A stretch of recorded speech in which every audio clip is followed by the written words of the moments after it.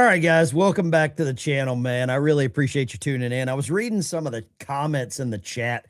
It's already starting. I can feel it. I feel it in my bones. And I know that we're going to have a great live stream today. I hope everybody out there that had any experience with storms last night, you are safe.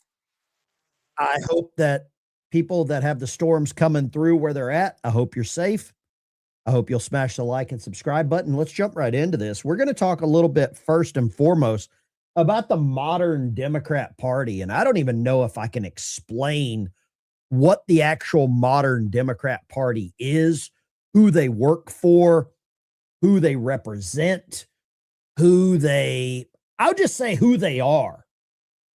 I've said before here on my channel, I grew up, basically my grandmother and grandfather raised me. I was a feral version of Huckleberry Finn. I mean, I lived on the river. I barely wore shoes. The first way that I ever made money was running trot lines and selling catfish, right? That was how I made money. And one of the very first things I ever owned with a motor was what some of you would call a John boat. I would call it a P-row. If you know what a P-row is, you're a redneck. You have some Southern tendencies. Okay? Southern accents, to quote that album by Tom Petty. Tom Petty's one of my favorite artists ever. But my grandmother, my grandfather, they were Democrats. Blue dog Democrats. And I'm telling you right now, when I see them in November, because they'll be voting for the Democrat Party, I'm going to say, hey, Granny, what are you doing? I'm going to talk to my granddad. I'm going to be like, man, why are you voting for Gavin Newsom? That's what's happening right now. We know that's going to happen. I want to play this clip. This stunned me whenever I heard this. There's one thing you can count on the modern Democratic Party for, and that is to take the side opposite of common sense.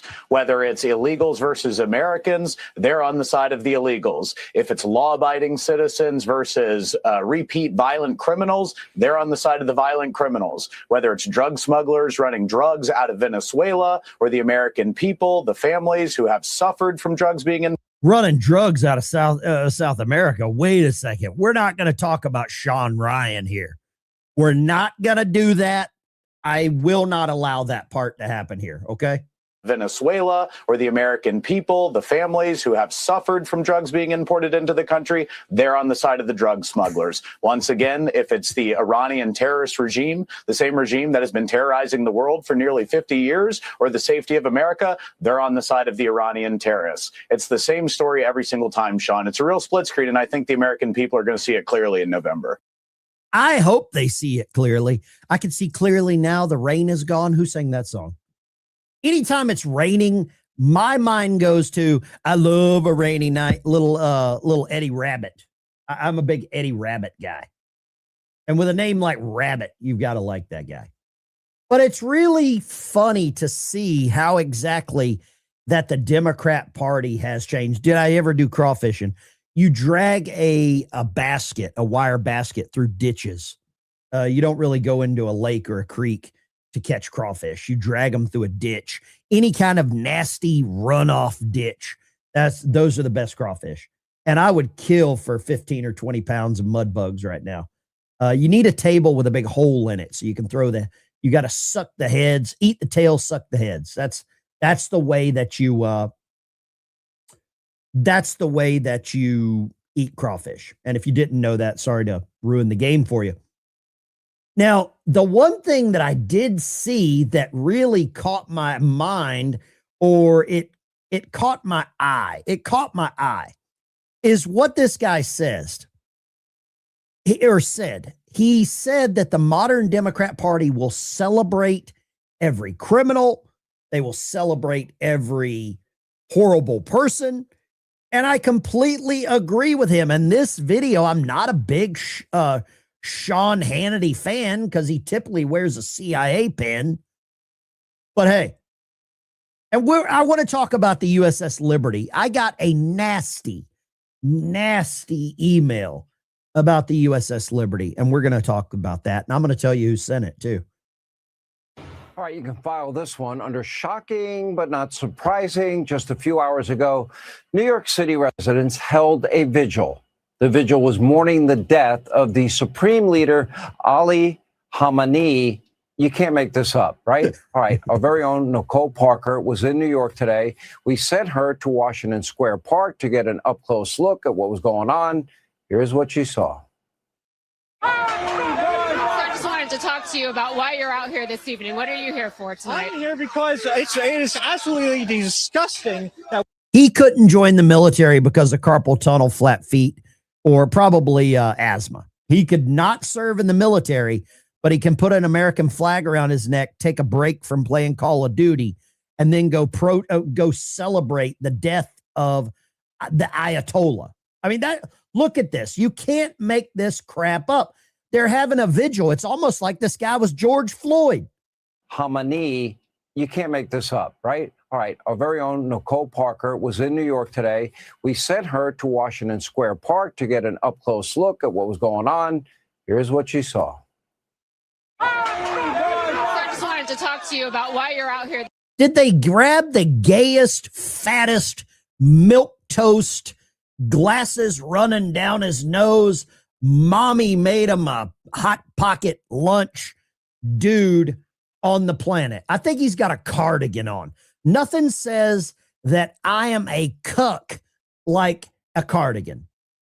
This evening, what are you here for tonight? I'm here because it is absolutely disgusting that we're having this memorial right here. It might as well have a Nazi rally or a memorial to Hitler. So do you support President Trump and what they're doing in Iran? Definitely. President Trump came to our help. Why are you out here this evening? So we're here to show everybody the Iranian, they don't like the regime. Do you support what President Trump's doing? Yes, So now they've got the counter protesters. Hatman, of course. We love Trump and we love Netanyahu. My family are in Iran, but all of them, they fighting against the regime. And we are happy about this. We won this war. This war is not about Iranian people. This war is against the Islamic Republic. He is the most anti-Semitic, the most evil, the most oppressive dictator in the last 80 years.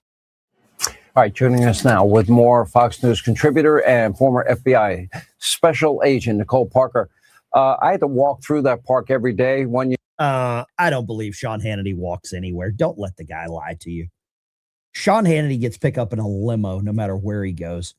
But it's pretty funny that they held a vigil and then some actual counter protesters showed up. I'm good with that. I like that. But I don't know how long it lasts, because I believe the war is essentially over. I really believe this is about to be finished. I don't know how much longer the Iranians can continue to fizzle, to plummet, to, I don't know what you want to call it. What do you call it? Do you call it a fizzle? Because it damn sure looks like a fizzle. Look at this. Iranian ballistic missiles, day 1, 350. Day 2, 175, 120, 50, 40, 32, 28. Day 8, 15. Wow. They're running out of missiles and launchers. I love this. But the most powerful regime in the world is about to take a knee. You've got the Iranian president apologizes to Gulf neighbors. Huh.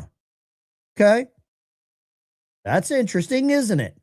I want to show you this one. This is a clip basically outlining how quickly they're turning. Now, you're going to see the flip. The flip will happen.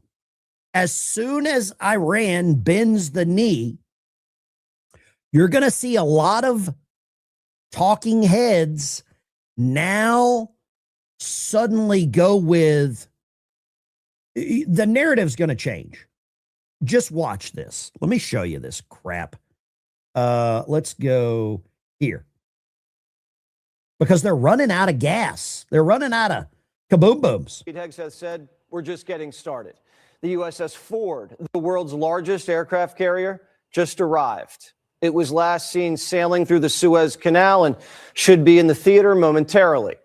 Right behind it, the USS Bainbridge, a guided missile destroyer with state-of-the-art Tomahawk capabilities, and the USS George H.W. Bush should be next to arrive. That put 3 carriers in the neighborhood. And just for a little extra oomph, Ukraine's got our back. They've pioneered the most advanced anti-drone tech, dealing with the swarms of Iranian drones since Putin invaded. Zelensky says he wants to help. Maybe offer us these wild Hornets. The Ukrainians built these beautiful, low-cost, fast, agile kamikaze drones. These Iranian drones can be a real nuisance. They're like mosquitoes. But we've been reverse Ukraine didn't build anything. We built it. engineering them and shooting them right back at them. It's saving you money. You remember what you used to always hear? We're shooting down a $50,000 drone with a $2 million missile. These days, we're spending a lot of time shooting down $100,000 drones with $10,000 weapons from ours. So that's one aspect of it. Lucas, indispensable, as many of you know, and if you don't know, this was an original Iranian drone design. We captured it, pulled the guts out, sent it back to America, put a little Made America on it, brought it back here, and we're shooting them at the Iranians. You know who's getting nervous? So they got Iranian technology. They took it back to the States. They re-engineered it. I cannot say or not say that that happens or doesn't happen with the United States Navy submarine service. I would never, ever say that the United States Navy may find things on the bottom of the ocean and then take them and then re-engineer those things. I would never say that. Don't ever try to put those words in my mouth. I saw that comment in the chat. I will never confirm nor deny that. The Russians. They've reportedly been helping Iran with intel, giving them locations of our warships and aircraft. Trump's not worried. It sounds like the Russians are helping. Oh, I got one. Hold up. Let's go right here. We got one. Hold up. Tom Johnson, you should learn the difference between when and whenever. It would make you seem a little smarter. Tom, I do know the word flush. I do know that word, which is a very good word. Iran target and attack Americans now. That's an easy problem compared to what we're doing here. The Iranian strategy comes down to this: hunker down and wait for America to lose its will and hit the Arabs and hit the oil to drive up the costs to the alliance. They're losing the war, so they're waging an economic war as a last resort. Their military is nearly neutered. They went from 100 missiles firing a day yesterday. They launched 8. Oh, 8. 8. Their fighter jet. Ocho, for all of the illegal sympathizers in the chat. They launched 8. Ocho. We had our first flush of the day. I want to get 8. I want to get Ocho flushes today. Bye, Tom. See you, Tom. Don't let the toilet seat hit you where the good Lord split you. Goodbye. I just don't need trolls anymore. I know you want to be the super fans, but you're gone. That's our Vietnam era. We're fighting a next generation war with a country still stuck in the 60s. Mm-hmm. Trump's in no rush. He tells Time magazine this: I have no time limits on anything. I want to get it done. The president wants us to keep going. I think what the president's doing right now is a great job. I've got a poll going on in the chat. How long will Epic Fury last? People are saying a month, 2 months. It's over now. If Iran's down to 8 missiles, and I know this will trigger Tom in the septic tank, when or whenever, if they're down to 8 missiles, are they basically finished? I mean, is that what they're doing? It looks like Trump is going to speak here in about 30 minutes. As soon as he goes live, somebody let me know. I'm going to try to be monitoring it as well. He's going to speak to honor the 6 fallen troops. I'm a veteran. We're going to watch it. And if you want to watch it with me, you're welcome to. If you hate America, if we've got Jane Fonda's in the chat, you do you. Boo. You do you, boo. 10 a.m. press conference, Trump remarks in Florida. Okay, we'll be going there live as soon as that happens. Looks like it's at Mar-a-Lago. And I'm looking forward to seeing that. Kristi Noem is going to speak as well. I hope that she ridicules and ratios the hell out of the news media. But if they're down to 8 missiles, yeah, did you say 8 missiles? 8. Let's do a poll in the chat. Let's get a poll in the chat. I think if they're down to 8 missiles, this could be almost over. Is Iran out of, let's just say gas? Is Iran out of gas? And I like that phrase, I ran out of gas, because I have ran out of gas before. My old Ford pickup truck has I think it's like a 17-gallon tank. And the gas gauge is not that accurate on a 1975 Ford. I'll just be honest with you about that one. And I have ran out of gas. Okay. It happens. Happens to the best of us, but just the way it is. And you pick up and roll out. Victory decals, make libs cry. Yeah, we're getting our logo of the channel on a NASCAR. Here we go. Let's go. Wait, what? There we go. Victor Davis Hansen's explaining why you can't negotiate with Iran. I'm so glad that he has recovered from, I believe he had some cancer. I believe he had cancer. Thank you, Troll Under the Bridge. You're the best. I don't care what your liberal neighbors say about you. I want you to hear what he says, but Victor Davis Hansen goes into a very condensed version of why we can never negotiate with bad guys. And sending them pallets of cash doesn't work. Just ask Obama.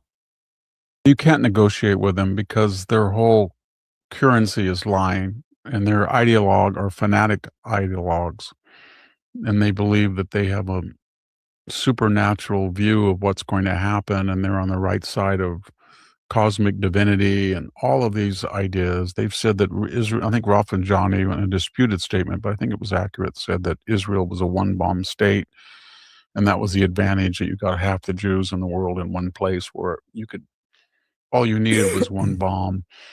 So you can't negotiate. I think their strategy, to tell you, was kind of a Muhammad Ali rope-a-dope, where they were going to write it out, and then Trump would be gone in 3 years, and people would be angry, and you'd get a Joe Biden, or better yet, type of puppet of the left, but better yet, you would get an AOC or a squad member or Newsom or Harris, and then you're home free to get the bomb, because they would not do anything. That was the strategy. And I think it would have worked, actually, if Trump had have let him off the hook. What do you think? If the Democrats would have won,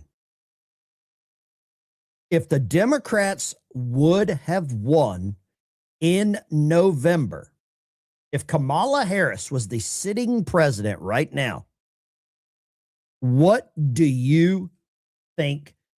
What type of situation would we be in right now? Would we be in dire straits, to quote Dire Straits? That's a great comment. Victor Davis Hansen teaches history to a country that has been intentionally not taught history. I think that's a solid comment right there. Let's go here. I want to go here.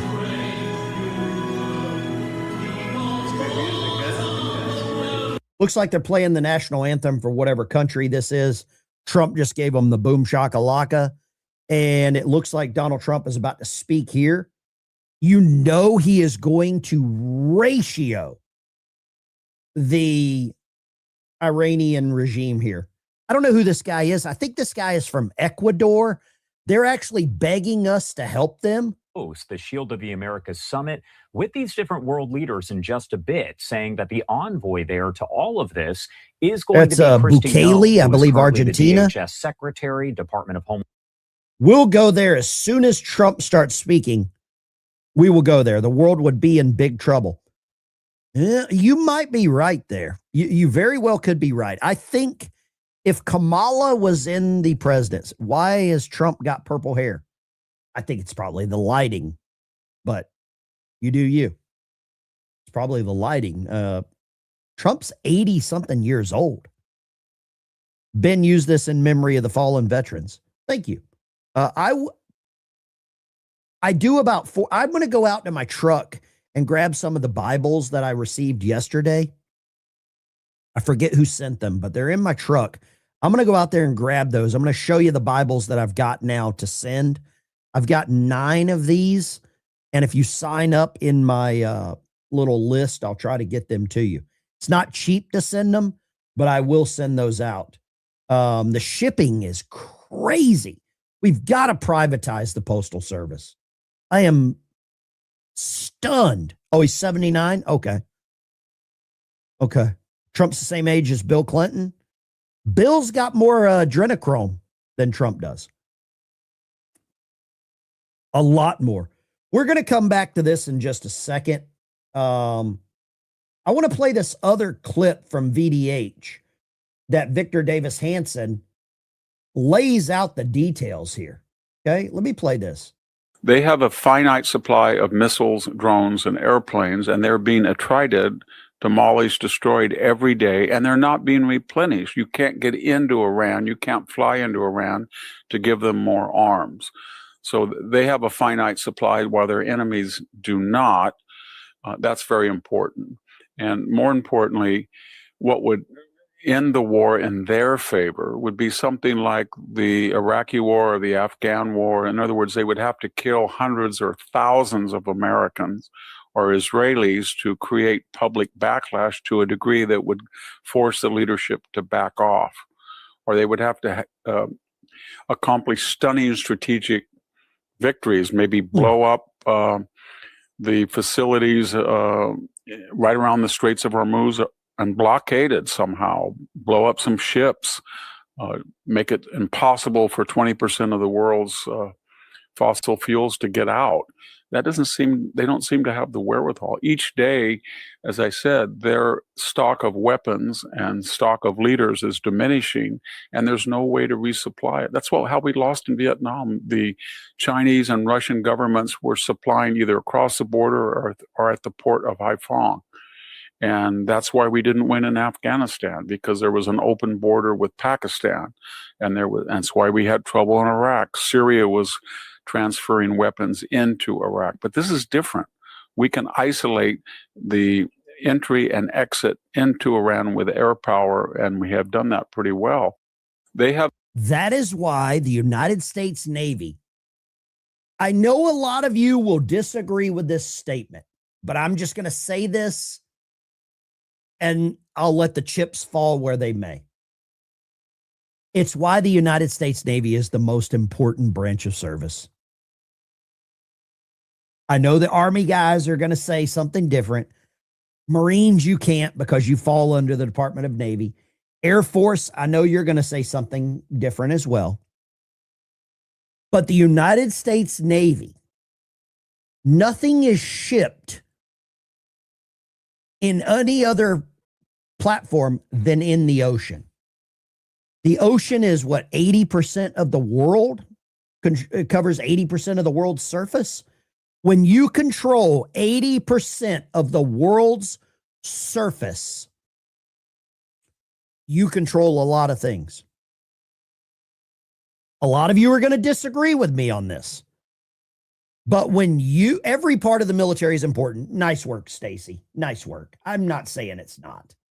But when you're trying to control shipping lanes, that's how we won the war. That's how we won Second World War. We controlled the shipping lanes. And warships, albeit they were a target, they were not the main target. The main target were the merchant ships carrying goods and services. Disagree, Patricia, I got your box. Thank you so much. You're shipping me. I'm not shipping you anything. The Navy has the most assets. I'll tell you this, we have more planes than the Air Force. Boots on the ground helps. I like the word helps. It does. How do you think all the Army tanks go to anywhere? How do the tanks get anywhere? Military Sea Lift Command, U.S. Navy. Just work it out. Walk it out. Walk it off. Sometimes you get hit in the head with a little common sense, and you got to walk it off. Just walk it off. Okay? Tap it in. Tap, tap, tap it in. This is a post from Trump this morning. Iran's beat to hell. They have apologized, surrendered to their Middle East neighbors, promised that it will not shoot at them anymore. This promise was only made because of the relentless U.S.-Israeli attack. They were looking to take over the rule of the Middle East. It's the first time Iran has ever lost in thousands of years.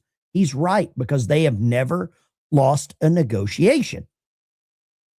They have said, thank you, Trump. I have said, you're welcome. Iran is no longer the bully of the Middle East. They are instead the loser of the Middle East. Today, Iran will be hit very hard, under serious consideration for complete destruction and certain death because of Iran's bad behavior. I like the part at the end. Thank you for your attention to this matter, President Donald Trump.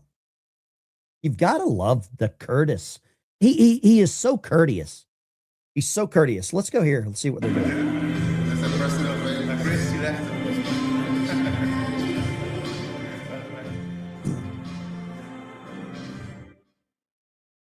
All right, you can hear them telling jokes as they take this photo here. Looks like President Trump is going to be walking away. Again, all of this expected to really get underway at about 10 a.m. Eastern time. Now, there's always the possibility that he speaks to members of the media prior to that. It looks like he was walking away with a few people. So if we get another live look in maybe that direction coming up, we're going to make sure to bring that to you. But here is a live look at the stage set for that remark from President Trump. Those remarks set to take place in just about 30 minutes. Okay, we actually lost that that image that was coming in showing the president. So I do not believe we're going to get any more remarks from him until 10 a.m. Eastern time. Okay. All right. So what we're going to do is head to a news conference of sorts that took place with Caroline Leavitt, the White House press secretary, yesterday, as she talked all about Iran and, of course, about other topics as well. I'm not going to that. I'm not going to the press conference with them. Laugh out loud. I had to do it. Wolfpack, I don't know what you did, man. The best way, I know some people think that I see every comment. I don't. I try to see every comment. But the best way for you to get your comments shared or seen or read out loud, because many of you have amazing ideas. Number one, if you're a member, your comments go up in a different category. I have this software that it puts members' comments in a different category. So if your name is in green or some other color, it's because you're a member. The other way that will help the channel and also get your point across is I have it set up so that super chats are always highlighted. And you can kind of see those here at the top, right? And that way your comments are always prioritized or read. And I always try to get all of them right here. BR549. I believe that was Junior Sample's phone number at Ehaw, the hotel. If it wasn't for the Navy, D-Day would have never happened. That would be hard to put some boats on the beach at Omaha.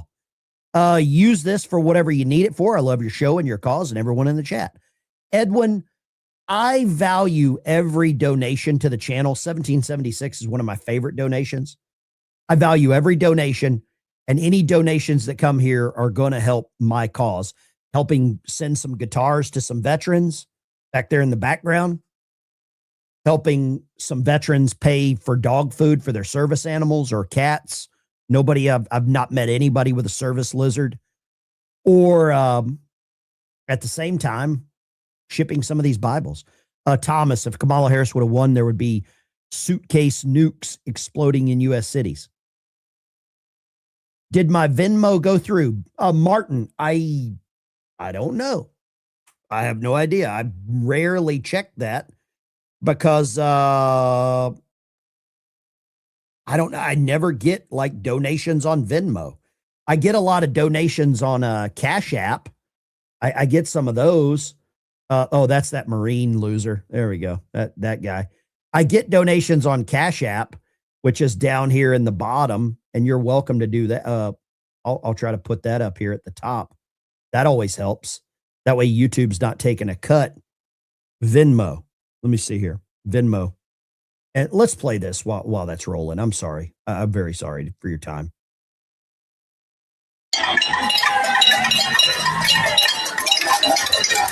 Martin got it.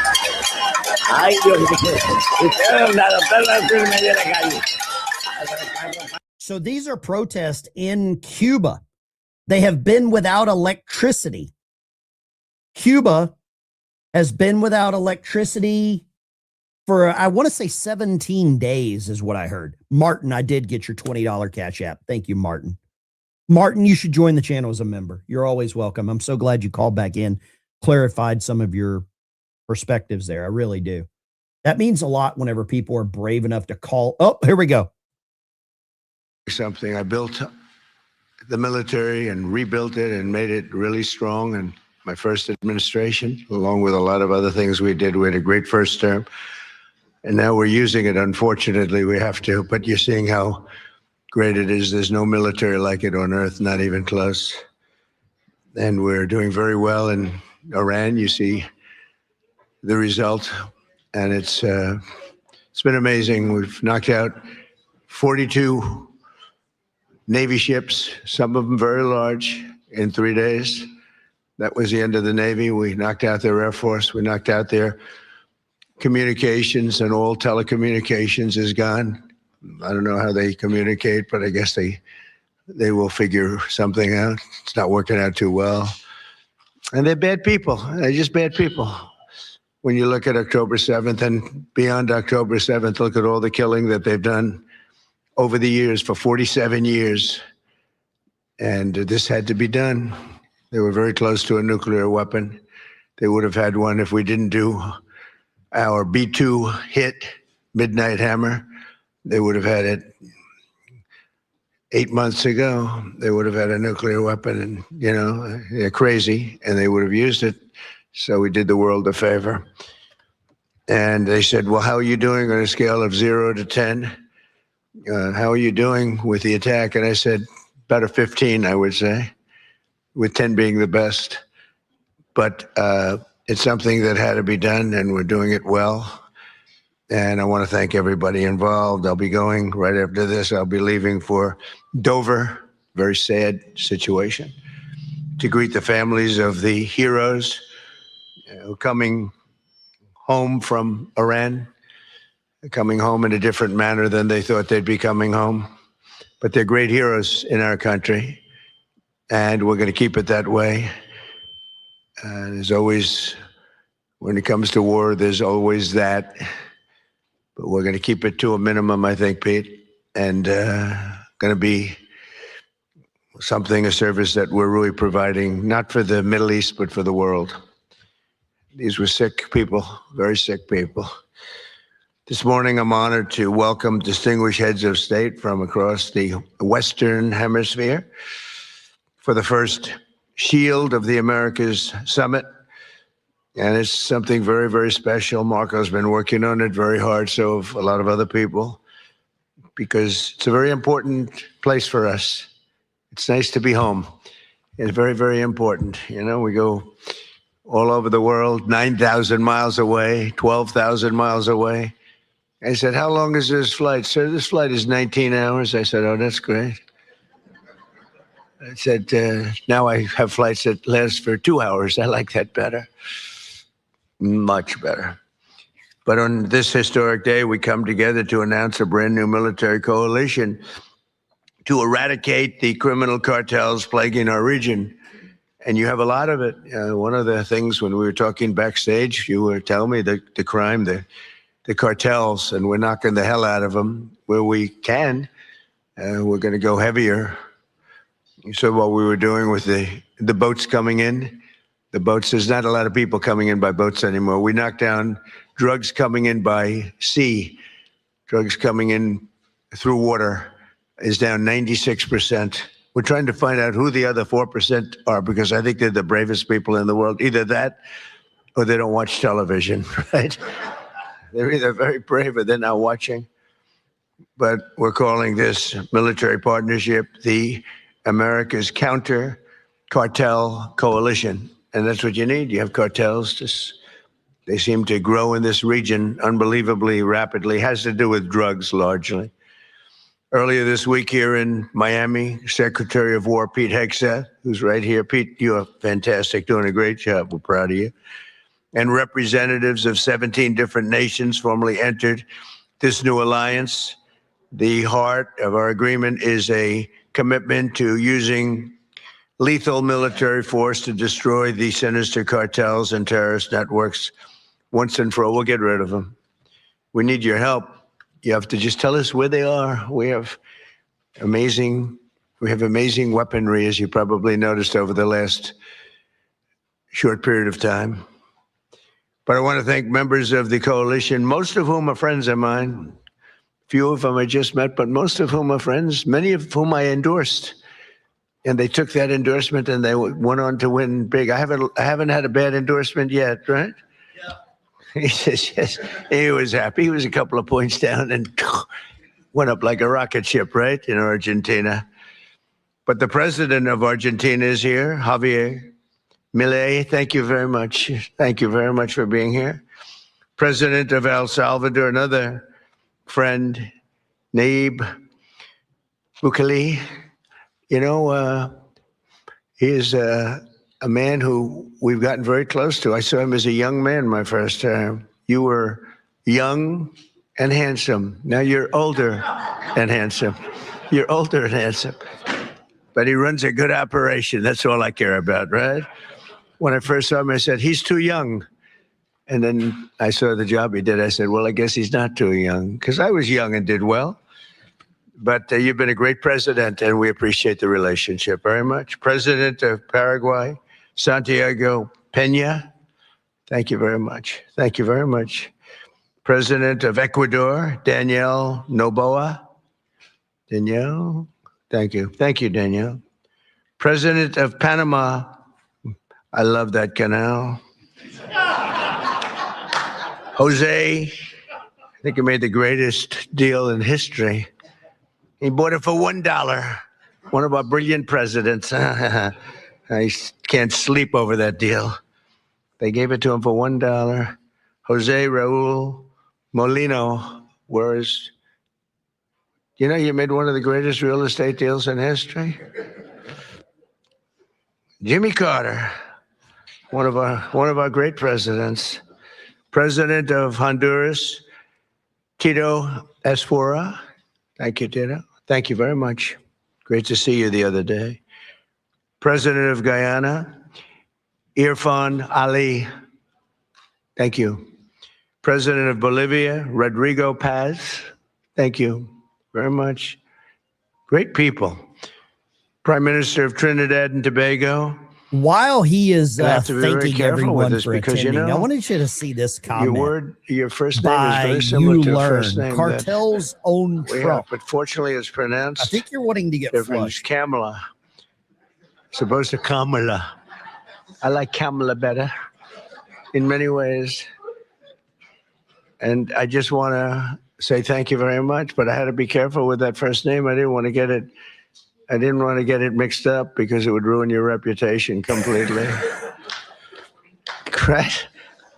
I said, is this the same pronunciation? No, sir, it's a little different. It's Cam, right? Cam, as opposed to Cam. We don't like Cam. President of Costa Rica, Rodrigo Chavez, as well as the president-elect of Costa Rica, Laura Fernandez Delgado. So thank you very much. Thank you very much. And the president of the Dominican Republic, Luis Abinader, and so many of my friends are in the Dominican, including the Sugar King, right? He is indeed the Sugar King. He got a lot of sugar. I don't know if that's good or bad, but he's got a lot of it, right? But we're grateful to be joined as well by the President-elect of Chile, Jose Cast. Congratulations. It's an endorsement. Give you a little endorsement. I love when I give endorsements and people win. But you know what? They don't lose. You know, I don't know. I guess it would be illegal. Could you imagine if I could say, they spend millions and millions and millions of dollars on a campaign. They're losing. And they beg me for an endorsement. I give them an endorsement. They win by 30 points. And I get nothing. If I could sell that, is there a way? Do we have any of our legal people here? Marco's close enough. Is there a way I could get paid for that, Marco? I'd make a lot. They spend millions of dollars. And I give it for nothing. I could, even if I put it into the Treasury of the United States, it would be pretty good, right, Marco?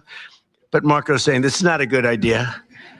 No, but it's an honor to do it. It's an honor to have that power where I can endorse somebody. And even in foreign countries, here it was, we had one in this week, 124-0 with endorsements. And so that's good. But now I'm doing foreign countries all of a sudden. Saying, sir, would you endorse me? And it's an honor. If I like you, I only do it if I think you're good. You know, if I think you're not good, I've turned down many more than I've accepted, believe me.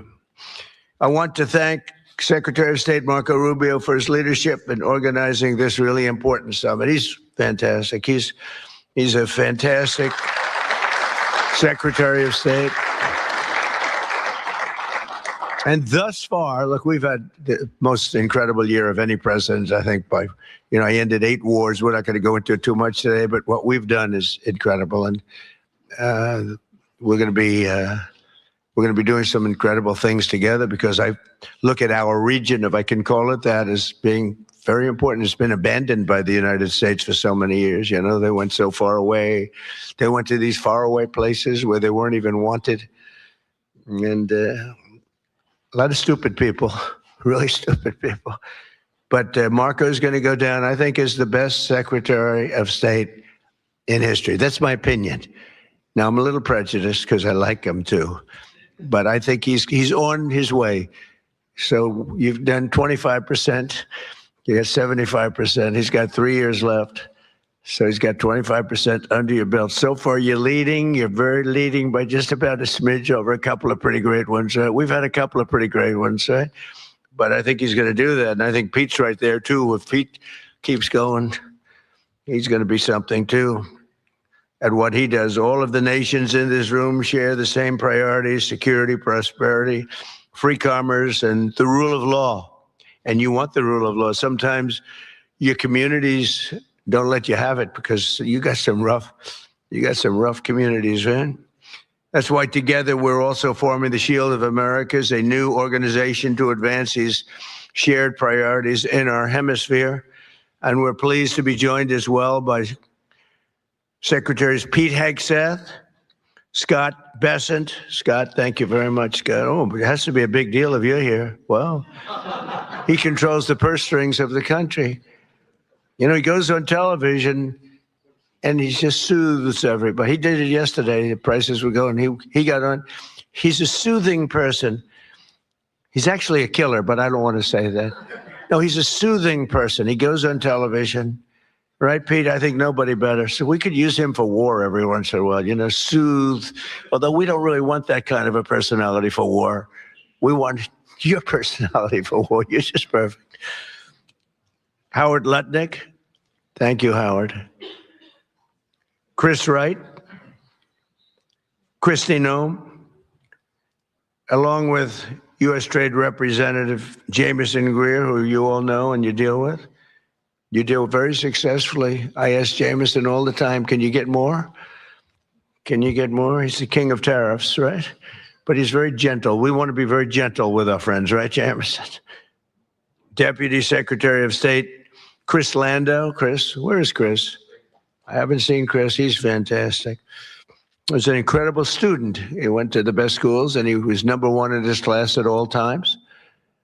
And Marco saw that and saw the talent he's got. And she said, that's the guy I want as a deputy. And I heard you're doing a great job. Thank you very much. Deputy Chief of Staff, Stephen Miller. Stephen is, I don't have to tell you anything about Stephen.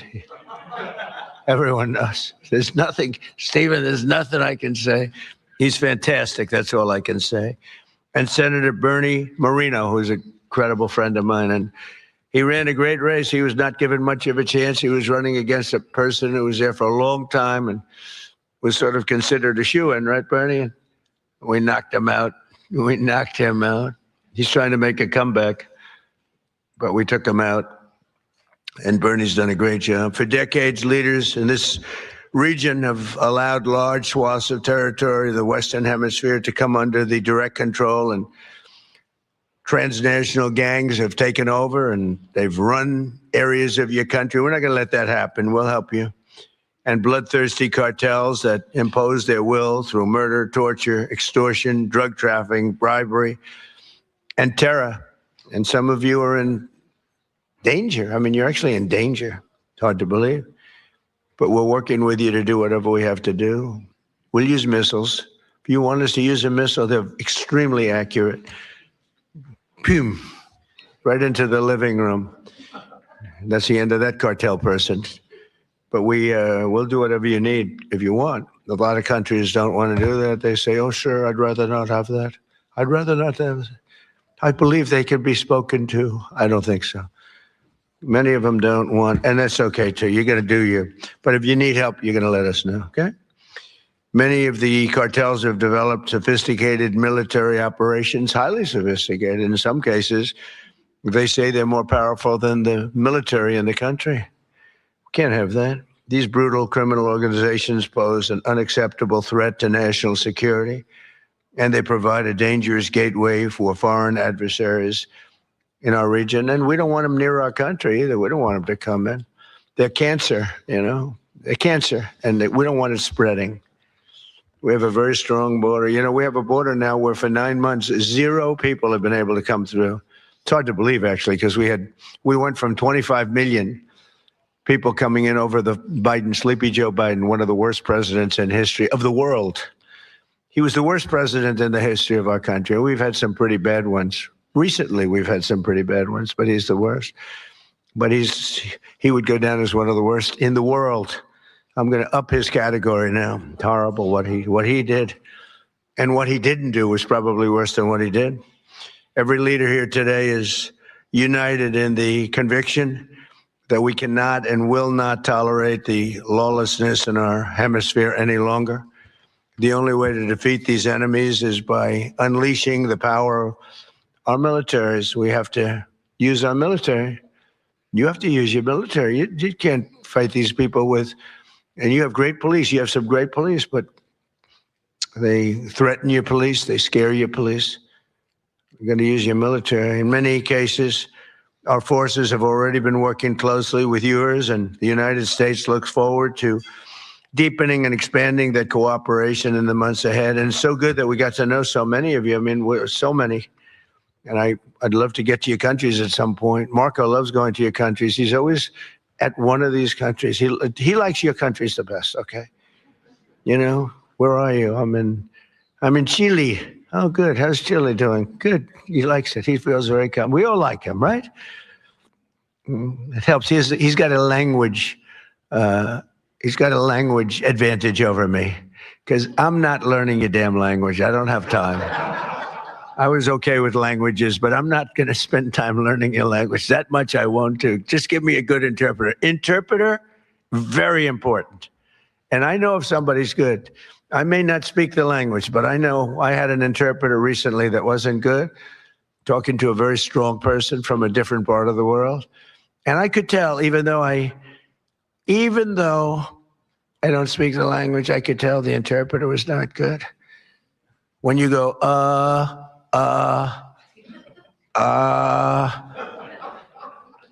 when I give a long, flowing, beautiful sentence, and in this case, it was a woman, and she gave it in about 1/4 the time. I said, well, their language may be efficient, but it's not that efficient. And I could also tell when I have great interpreters. Interpreters are very important. You know, you have a bad interpreter. You think you're doing well? Boy, did I do a good job talking to this one or that. Was I great when I spoke to Putin today? Was I great when I spoke to President? Was I great? But if the interpreter isn't speaking right, or is weak, or is ineffective, or is just not good, or not interpreting your words correctly. In one case, we had an interpreter who, when she disagreed with what we were saying, she actually changed it. We considered her a foreign minister, right? But no, the interpreter is, I talk about it all the time. Interpreters are really important. When you don't speak the language, they don't speak the language. People have no idea. People have no idea how valuable, and I'm on them all the time, people have no idea how valuable a good interpreter is. But over the last year, the world has witnessed the supreme power of the United States. We're the most powerful military country in the world. Again, I rebuilt it in I spent so much time rebuilding it, over $1 trillion. And now we just had another budget. We may be going to $1.5 trillion. We're building a thing called a battleship, like in the old days, remember?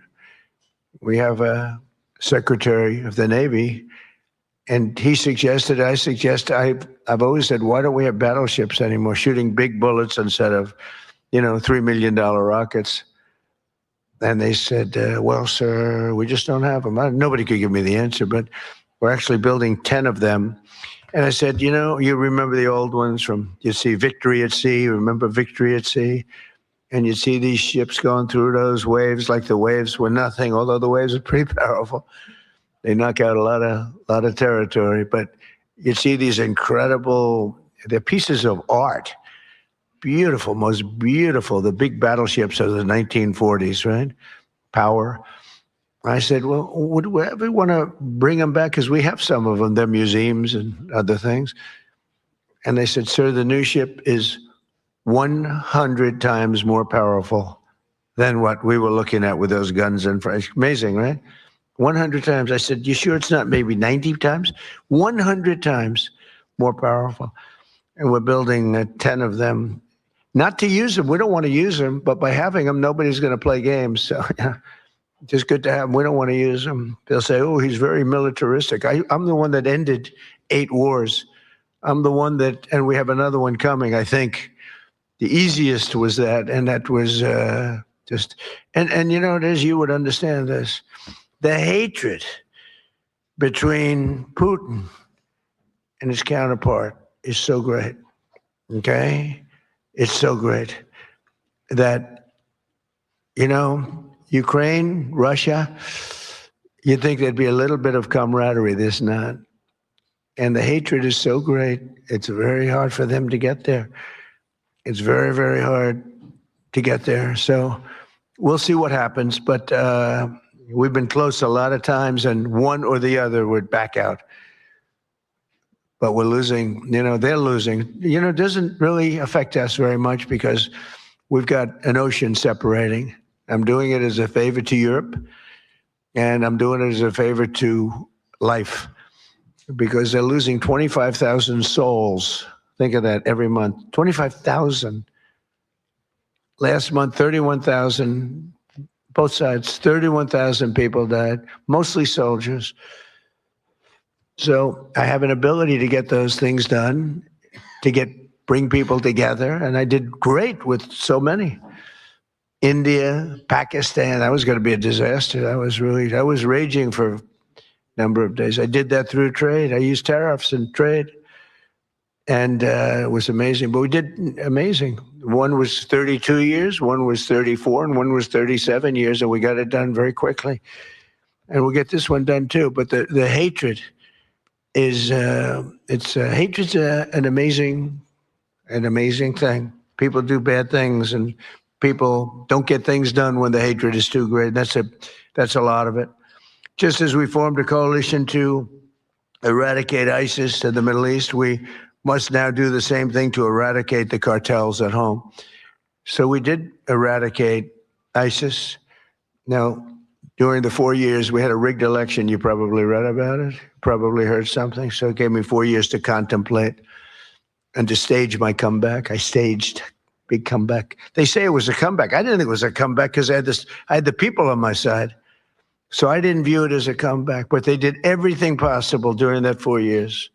They're crooked politicians, dirty cops. They're dirty cops. They did everything possible to make it impossible for me to win. And I won in a landslide. But during that period of time, I learned a lot. And I learned how you people, and I saw it so badly, how you're suffering with what's happening with the crime in the region. And I said, if we ever come back, we're going to eradicate that crime. And I'm going to work with you. And if you want, we're going to do it. We can do it pretty easily. As part of our commitment to countering the cartel presence in our region, we must recognize the epicenter of cartel violence is Mexico. The Mexican cartels are fueling and orchestrating much of the bloodshed and chaos in this hemisphere, and the United States government will do whatever is necessary to defend our national security and to protect the safety of the American people. No, look, it's coming through Mexico. And I like the president very much. She's a very good person. She's got a beautiful voice, a beautiful woman, but a beautiful voice. President. I said, let me eradicate the cartels. No, please, President. We have to eradicate them. We have to knock the hell out of them because they're getting worse. They're taking over that country. The cartels are running Mexico. We can't have that. Too close to us, too close to you. But everything comes in through Mexico, mostly. At the same time, all of us must recommit to ensuring that law and order within our own nations, and that includes showing zero tolerance for the gang activity, tremendous gang activity in Venezuela. That's in much better shape than it ever has been. We've developed a great relationship in Venezuela. The savages who murder and rape with impunity must be permanently removed from society. We must not allow our criminal justice systems to be corrupted so that they protect these criminals and animals at the expense of your people. And for some reason, all over the world, this is a region that has problems that other regions don't have. They have different problems, but they don't have this problem. The United States last year, we achieved the largest drop in murder rate in recorded history.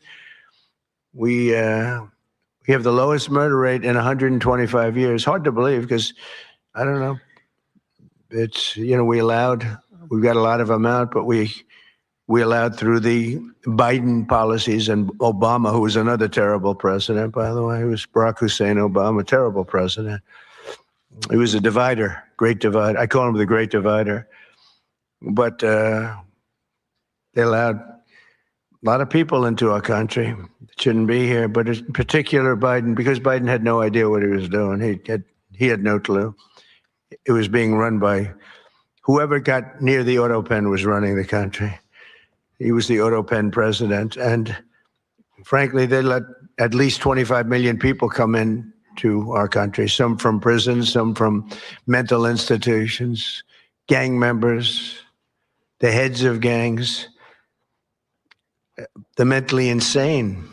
I'll tell you, people came in from mental institutions and insane asylums, and we took them. We had an open border policy. It's a policy divided and devised by idiots, but they pour it into our country. So we went from the worst border in history to by far the best border. We have the best, strongest border that we've ever had. We have great people that did that job by securing our border and cracking down on traffickers and smugglers. We've reduced the fentanyl pouring across our border by 67%. This is in our first year, give me a little more time, we'll do better. 67%, which is a number that's unthinkable. They say if you could do 2%, 1%, but we got it down 67%. And we got a lot of the murderers out. We had 11,888 murderers allowed in our country. with this ridiculous open border policy that these eggheads put in. But we're also working closely with you on ending human smuggling and the implementing of the safe third country agreements, which are very important. In January, America's armed forces also ended the reign of one of the biggest cartel kingpins of all, with the Operation Absolute Resolve to bring outlaw dictator Nicolas Maduro to justice in a precision raid that nobody's ever seen anything like it. This was in a very powerful military base, fort. And they went in and they took him out and they got him out, and people couldn't believe it. They couldn't believe it. We were right into the heart and took him out. And it was nasty. It was about 18 minutes of pure violence. And we took him out. We lost nobody. Not one person was lost. Not one aircraft or no military equipment, zero. People have never seen anything like it. And you're talking about into a military base with a lot of soldiers, good soldiers. Since that operation, we've been working closely with the new president of Venezuela, Delcy Rodriguez, who's doing a great job working with us. I mean, she's doing a great job because she's working with us. If she wasn't working with us, I would not say she's doing a great job. In fact, if she wasn't working with us, I'd say she's doing a very poor job. Unacceptable. No, but she's doing a great job, Marco, right? And she gets along great with Marco. And we're taking out tremendous amounts of oil. They're making more money now than they've ever made. We have the big oil companies in. They are making more money. We're getting some. They're getting a lot. They're making more money now than they've ever made in the history of their country. Can you imagine? And it's being spent properly, and they're watching it closely. And I'm pleased to say that this week we have formally recognized the Venezuelan government. We've actually legally recognized them. We have also just reached a historic gold deal.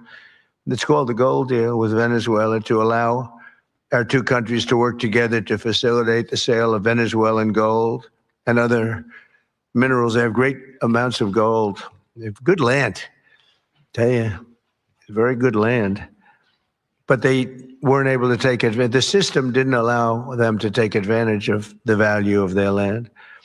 As we achieve a historic transformation in Venezuela, we're also looking forward to the great change that will soon be coming to Cuba.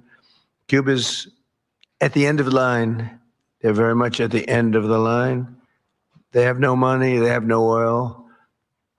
They have a bad philosophy. They have a bad regime that's been bad for a long time.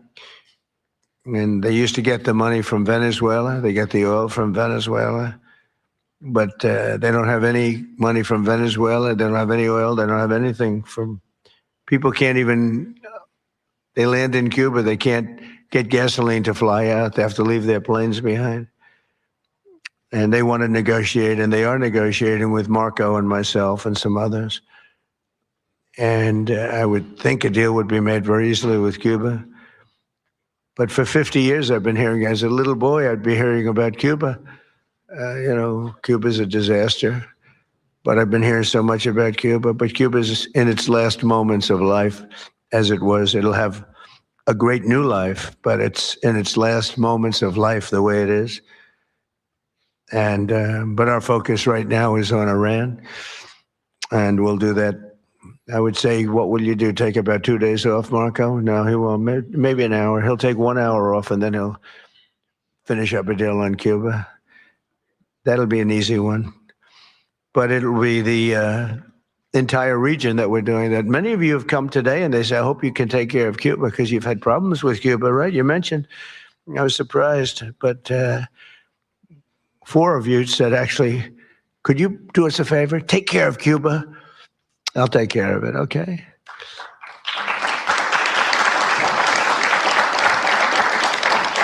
So, and as these situations in Venezuela and Cuba should make clear under our new doctrine, and it is a doctrine, we will not allow hostile foreign influence to gain a foothold in this hemisphere.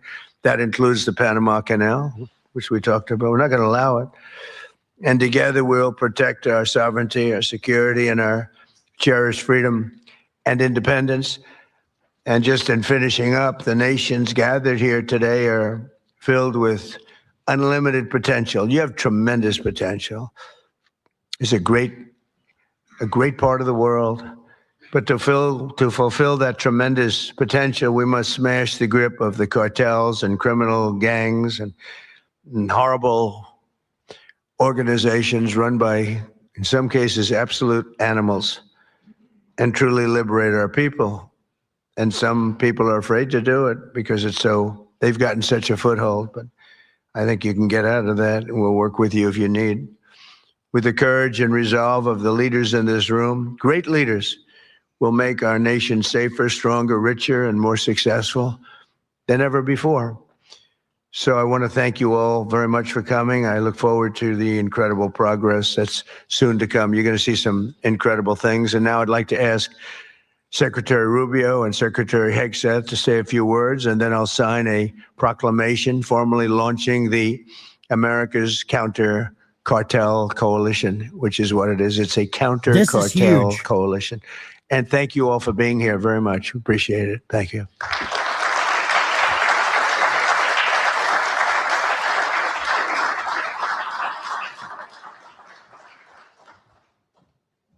Well, thank you, Mr. President. I want to thank all the leaders that are here today. I'll be very brief. First of all, Mr. President, thank you for making this region a priority. We've had successive American presidents say that the Western Hemisphere is going to be a priority, and they never do it. And the president has made it a personal priority. He's also president of action. It's why I believe he will go down as the most historic figure, one of the most historic figures in American history, and certainly of the last 100 years, because of what he has been able to do and is doing right now with the Western Hemisphere. Thank you for your bold leadership. It's an honor to be able to serve in your administration. And Mr. President, 2 points I want to make. The first is we have a lot of allies around the world, and we are grateful for our allies. And the countries represented here today, all 12 of the leaders here are allies, but they're more than allies. They're friends. At a time when we have learned that oftentimes an ally, when you need them, maybe may not be there for you. These are countries that have been there for us, and these are leaders that are not just allies, they are friends, and they are always willing to work and cooperate with the United States, and we're grateful to them. And as you said, Mr. President, these are also countries with extraordinary potential. Some are fulfilling it, some are well on their way to fulfilling it. And this is important. We want to be a partner with you in that. We want the world to see that when you are a friend and an ally of the United States, it is a good thing. It's reciprocated. It comes back the other way as well. And so the fact the president is here today and making this a priority is so critical. If I may, because some of these cameras cover in Spanish. You all right about that? Oh, good. Please. We don't need an interpreter for this one. Quiero darle las gracias. I think I'm a good interpreter. You'll find out in a second. But las gracias a los países que están aquí hoy. Estos países, primero, el presidente ha hecho esta región una prioridad en su administración. Hay muchos presidentes que han dicho que lo van a hacer, pero él lo ha hecho y se lo agradecemos. Y muy agradecido a los 12 países que están aquí hoy. Estos son países que no solamente son aliados, son amigos. Son países que siempre responden cuando hay una necesidad y trabajan en conjunto con nosotros, y queda mucho por hacer. Estos son países que tienen una gran población, mucho potencial, y queremos ser sus socios en desarrollar sus países, sus economías y su seguridad. Y le doy las gracias de verdad por estar aquí en el día de hoy con nosotros. Que Dios bendiga a todos esos países, a los Estados Unidos, y gracias como siempre por la cooperación. Seguiremos trabajando en conjunto y vamos a hacer cosas muy buenas, muy importantes para esta región, que van a hacer que en las generaciones futuras nos van a agradecer el labor que estamos haciendo en el momento de hoy. Thank you very much. Thank you. Is he better in Spanish or in English? I think he's better in Spanish. I mean, it's great. Pete, please. Thank you, sir. Mr. President, I only speak American. Yes. That's well, Mr. President, it's an honor to be here and to establish in this hemisphere peace through strength. For far too long, our country's gaze was only on borders in far-flung places. Not our own border, not our own hemisphere, not the Western Hemisphere. President Trump has established the Trump corollary of the Monroe Doctrine, the Don Road Doctrine. And the War Department is implementing it as fast as we can. In fact, 2 days ago, Mr. President, we launched 18 countries were signatories to the America's Counter Cartel Coalition, ACCC, which is not just an organization that's going to hold conferences and release white papers. That's not what we exist to do. It's an action coalition of like-minded countries who are going to bring their capabilities to bear with American leadership at the forefront to ensure we attack and get after this cartel challenge, which for far too long we have accepted as some new normal in our own countries. President Trump and the American people rejected that in our own. We don't have to live with communities flooded with drugs or violence or cartels and gangs. We can seal our border, and we have to for our citizens. We share a hemisphere and geography. We share cultures, Western Christian civilization. We share these things together. We have to have the courage to defend it. And we have a commander-in-chief in our country who's set that compass heading. And at the War Department, we look forward to working with all of your countries and more that are not here to say, with our shared assets and our intelligence and our capabilities, with American leadership, we will go on offense against the cartels. They will know that we're just around the corner. Whether it's drug boats or on land, the America's Counter Cartel Coalition, the ACCC, will be a force for good, for peace through strength in this hemisphere. And we look forward to working with your great countries. Thank you very much. Thank you, Mr. President.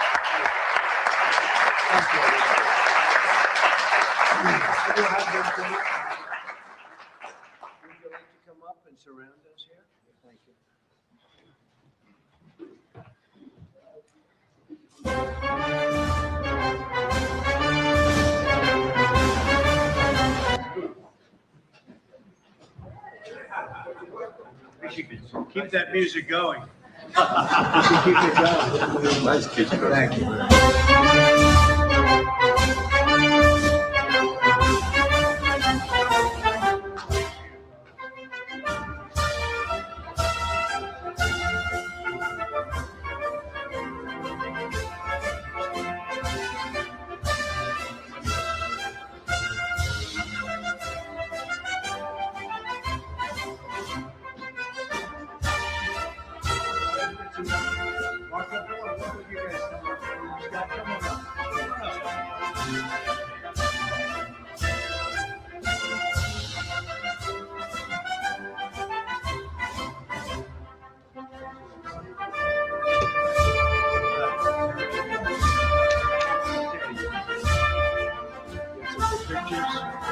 It's a big deal, actually.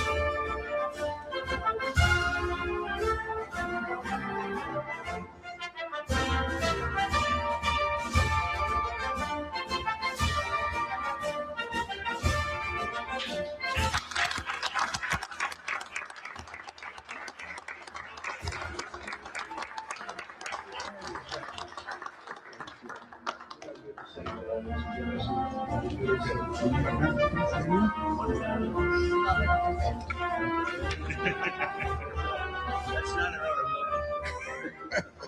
It's a beautiful memento. Thank you.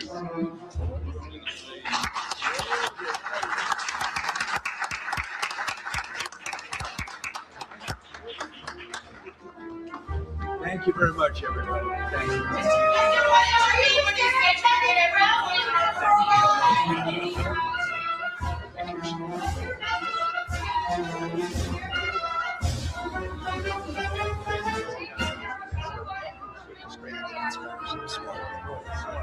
All there. All there. All the countries.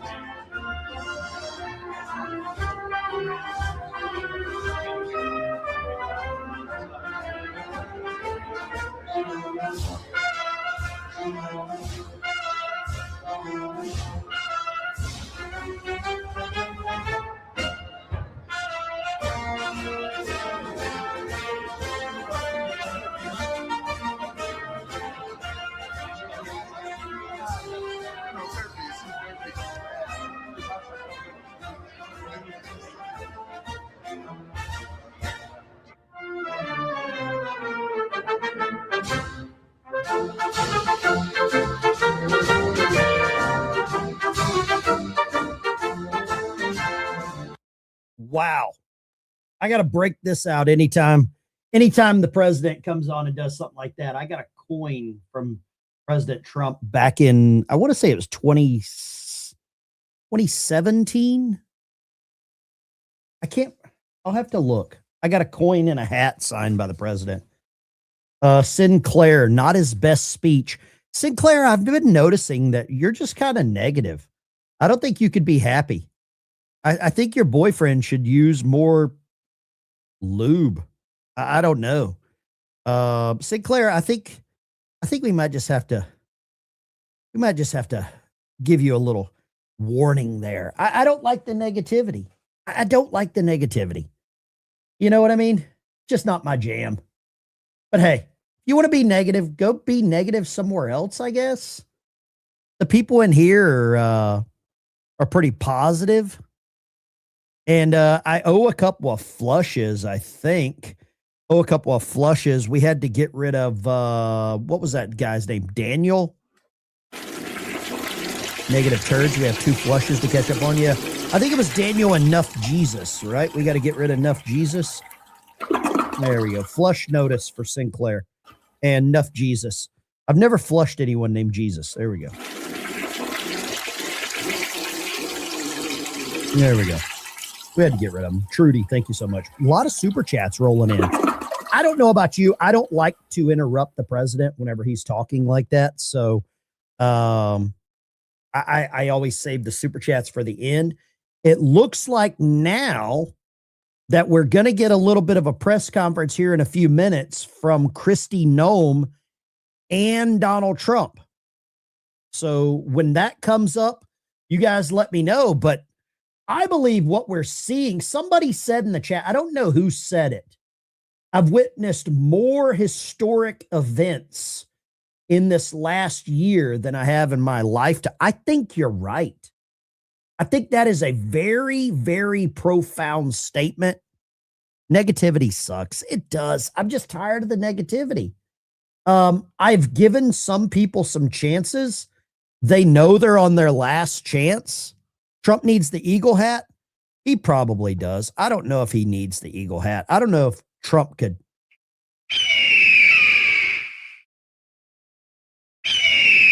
There we go. The eagle hat works pretty good. I want to show you what I've been using some of the money for. I forget. Lisa sent me a box of these. Sent me a box of these Bibles. They're King James version. The print is pretty large. The print is really good. I can read it. So I'm going to send these out. I'm going to give these to some disabled. I'm going to give these to some members, some veterans, stuff like that. And I'd really like to help some of those that are in need. I don't know about that. How about Trump nominating block? No, I don't care about that. Really, the actual video of the guy. Okay, did I win? I don't know what you're asking about the win. I have no idea what you're trying to win. I don't know. I don't know what you're trying to win. But hey, there you go. I'd like to do this. Florida Trucker, got yours. Got your coin. Absolutely. Thank you so much, man. That's awesome. I'd like to do this until I believe the president's going to come on here in a few minutes. And I'd like to take some calls and maybe get some ideas of what you all think about that. Let's go here. On air, callers, mute the audio before calling in. Don't be that person. Real Bits, thank you, $20 super chat for the super chat there. I'm going to grab some calls here this morning. Love to talk to you. Love to get your ideas on what you saw there. He is the eagle. Love it. Trump has not disappointed. I don't think he's disappointed either. I mean, this is basically the Iranian Air Force right now.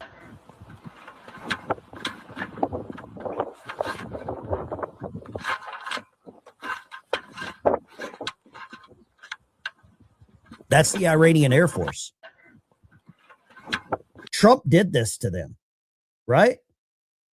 Let's go here. I've got some other things to cover, but if you all want to call in and get your voice heard, feel free. Lines are open. Paratrooper became a member. Thank you, Paratrooper. Real Bits, $20 super chat.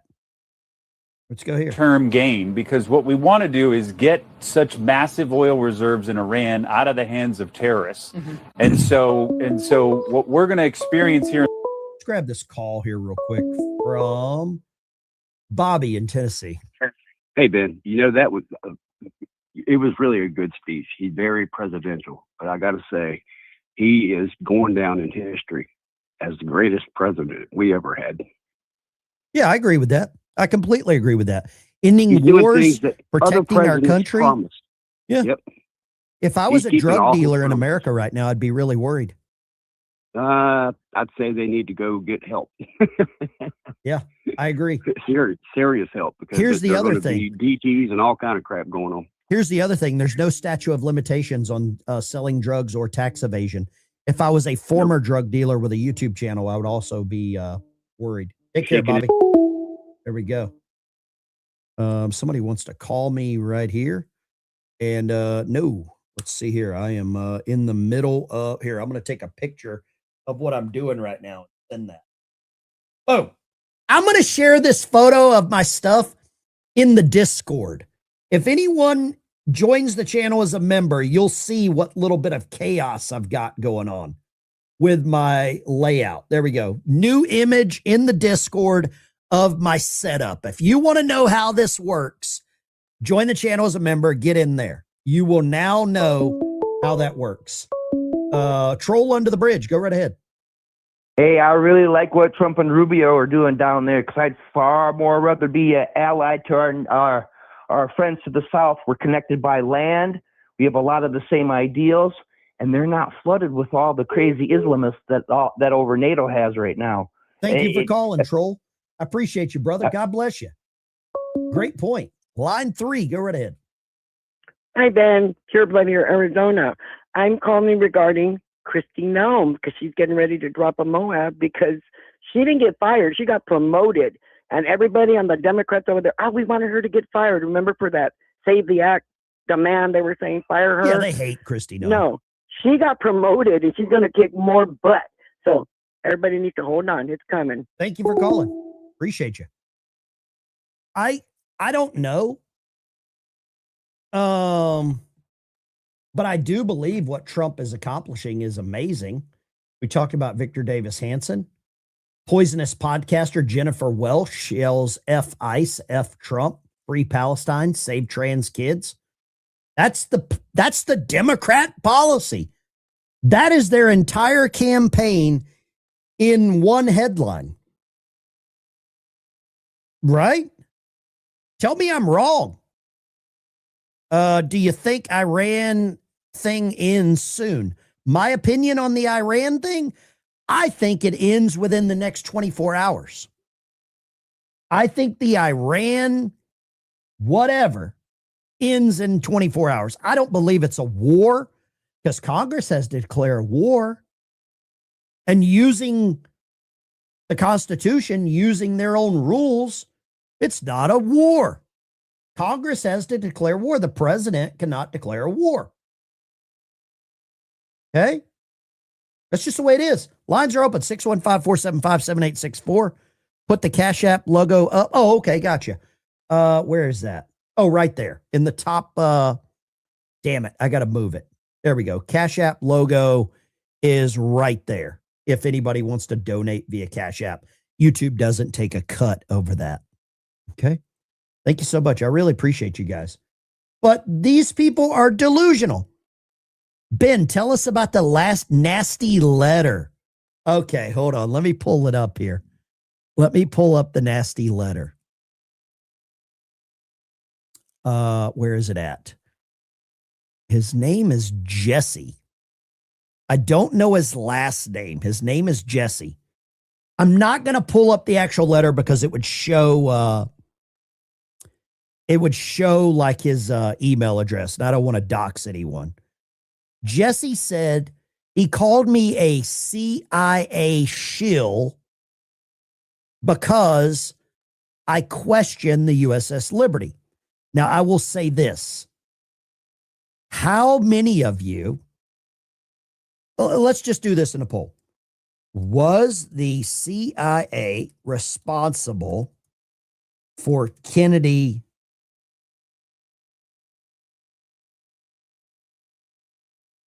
you know what? Was the CIA responsible for the Kennedy Dallas, Texas thing? Okay.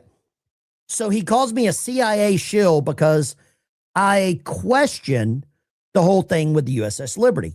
I replied with the question, did the CIA get rid of President Kennedy? He quickly said yes.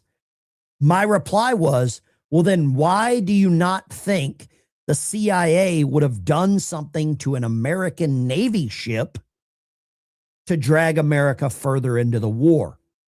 When I hit reply to that, I got that reply back in about 4 minutes. And it's just a tirade of F-bombs. When you hit them with that much common sense, they can't deal with it. They cannot deal with that much common sense. And I believe that's exactly what the Democrat Party is stuck with right now. I believe they are stuck on stupidity. I forget who used to make those Band-Aids. Stuck on you. Okay, good comment, Dust Vault. Because the CIA and Mossad worked hand in hand. Back then, yes. Right now, no. There is not one person right now that controls Donald Trump. No one controls the president. No one. Oh, is Sinclair? Am I still in a timeout? No, Sinclair, you're not in a timeout. You're gone. You're not in a timeout anymore.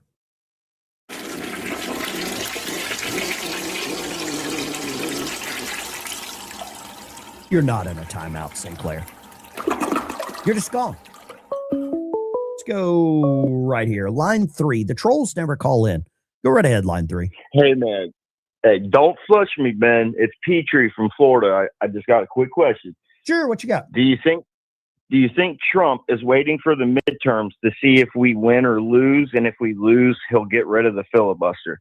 Thanks, man. God bless. The president can't get rid of the filibuster. The president can't get rid of the filibuster. That is Congress. It's a different branch of government. Different branch of government. He can't do that.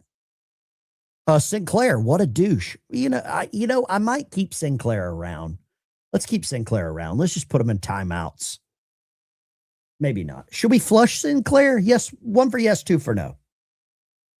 Should we? I am all for I don't know any other channels that like engage with the chat as much. I'm going to say that's my my superpower. I'm going to call it a superpower.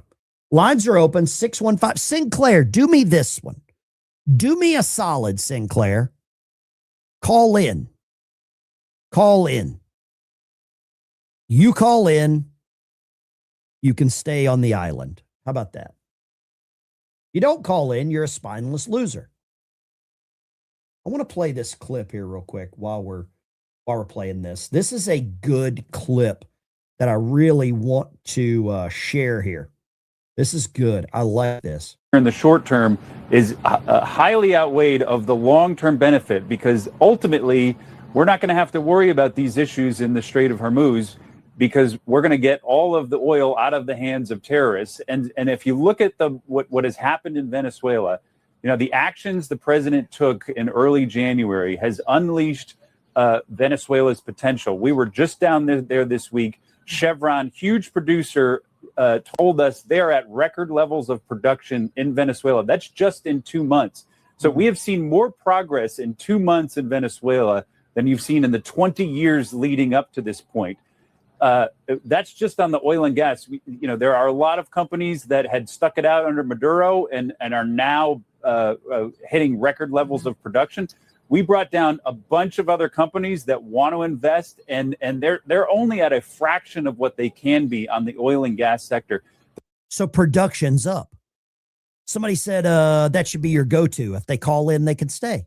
I agree with that. I like that rule. I can play with that rule. That's not a bad one at all. Look at this. Some of the grifters are already out. It looks like, who is this one? This is Cernovich. Next war already planned. Turkey, which is a NATO country. My goodness, this stuff is out of control. Cernovich has flipped so many times. Says Cernovich will do whatever he thinks, keeps him relevant. I agree with that. Sinclair, you're welcome to call in. Make your case to the jury. You can plead your case. Cernovich lost me whenever he wrote a letter talking about banging some transmission mechanics. Look at this. Let me show you here. You want to see Cernovich? Remember when he banged the transmission mechanics? This is a article by Mike Cernovich talking about hooking up with a gear shifter. Wow. Disgusting. I won't even put that on your TVs in your house. Let's go here. This is another good clip. Bill Maher goes after Adam Shifty. I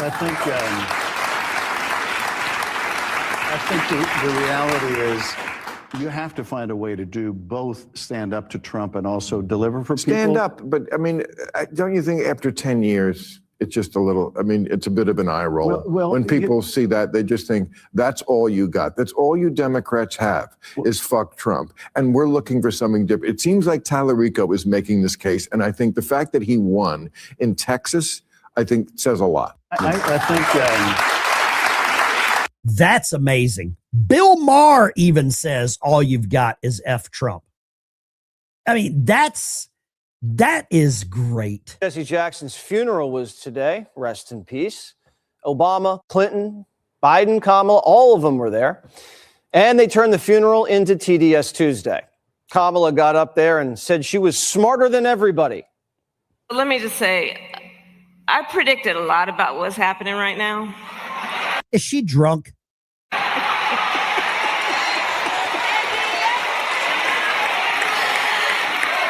not into saying I told you so, but we did see it coming. Imagine if Kamala was president. What would she tell Iran? Don't. Democrats keep saying the country needs to unite, but they're trashing Republicans at a funeral. Each day we're told by those in high office to fear each other and to turn on each other, and that some Americans count more than others. They do. And that some don't even count at all. They don't. Everywhere we see greed and bigotry being celebrated and bullying. You're a racist. Got 2 super chats rolling in. One from Betty. Thank you, Betty. And one from Brian, Florida trucker. God bless you, man. I really appreciate you guys. That'll help me get these shipped. The people at the post office know me by name. So I've got a bunch of these I'm going to ship out. King James versions. I'm sure it's probably not good enough for some of you purists that will only want the Somalian Bible. But hey, we'll try. Let's see here.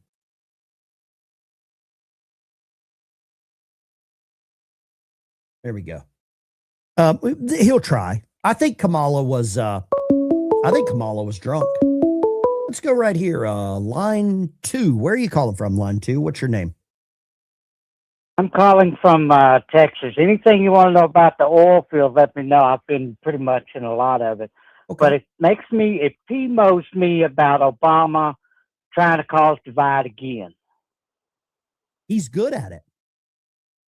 Yeah, he is. And it makes me, it PMOs me, which means pisses me off. But I get so upset at that. It's all the Democrat have. The Democrats have 3 moves. F Trump, you're racist. That's all they got. Thank you for your call, sir. Exactly. Great call out of Texas. He's starting to notice the same game, too. I think we all are. I think they're out of moves. Here's a move I didn't have on my bingo card. New York City Mayor Zomar Mamdani's wife went after some anti-Semitic stuff. For all you Jew haters in the chat, you'll love this lady. After the October 7th attacks, CBS called her out for this. I am stunned by CBS. Mayor Zohran Mamdani's wife, Rama Douaji, liked Instagram posts that appeared to support the October 7th attacks on Israel. Jewish Insider, an online outlet covering U.S. politics and Jewish affairs, was first to report this, and it's unclear when Douaji actually liked the photos. CBS News verified that Douaji liked a post from the Slow Factory on October 7th, 2023, showing images from the attack, and another from the People's Forum a day after the attack showing protests in New York City. Mamdani responded to the report on Friday.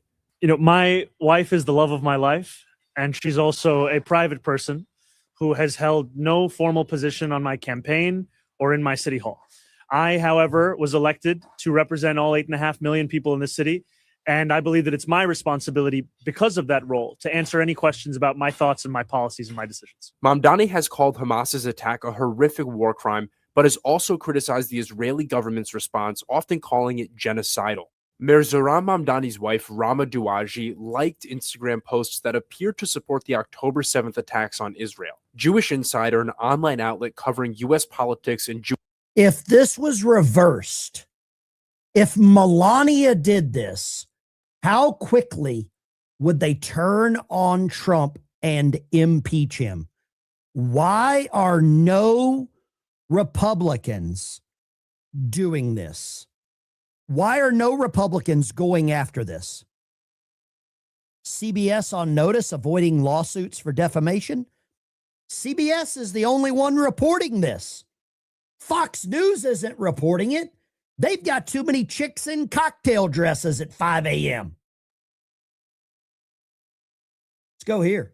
This morning that he will attend the dignified transfer of the 6 Army Reserve soldiers who were killed Sunday when a drone hit a command center in Kuwait, just one day after the U.S. and Israel launched Operation Epic Fury.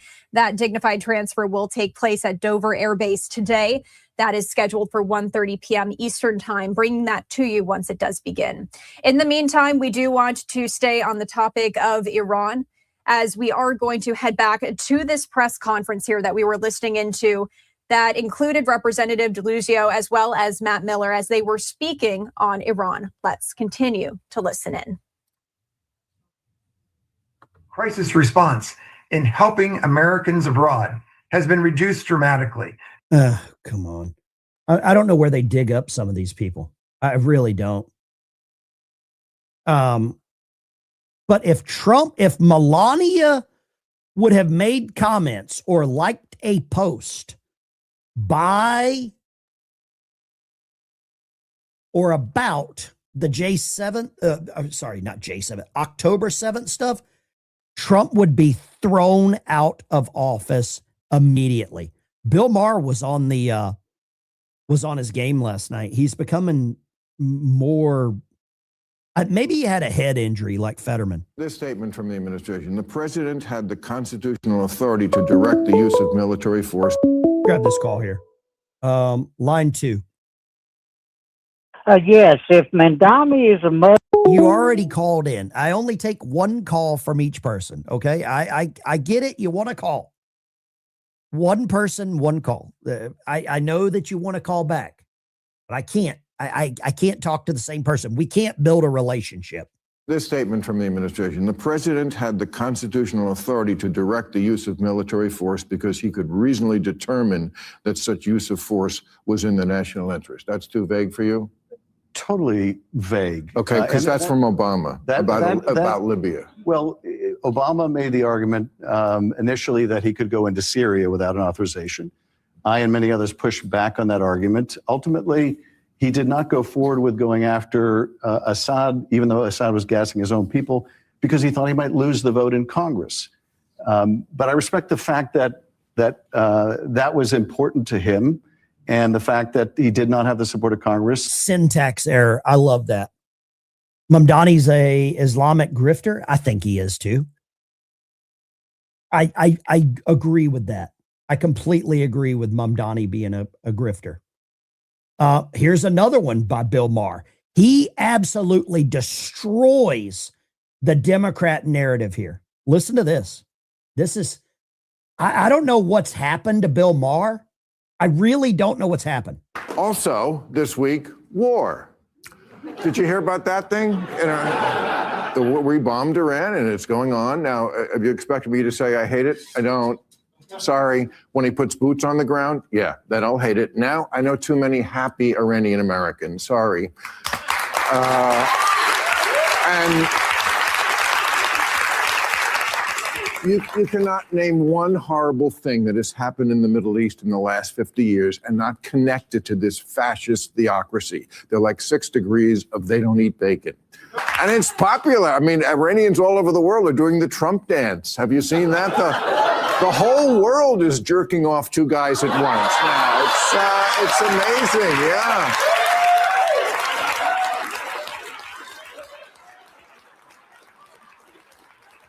Also, this week.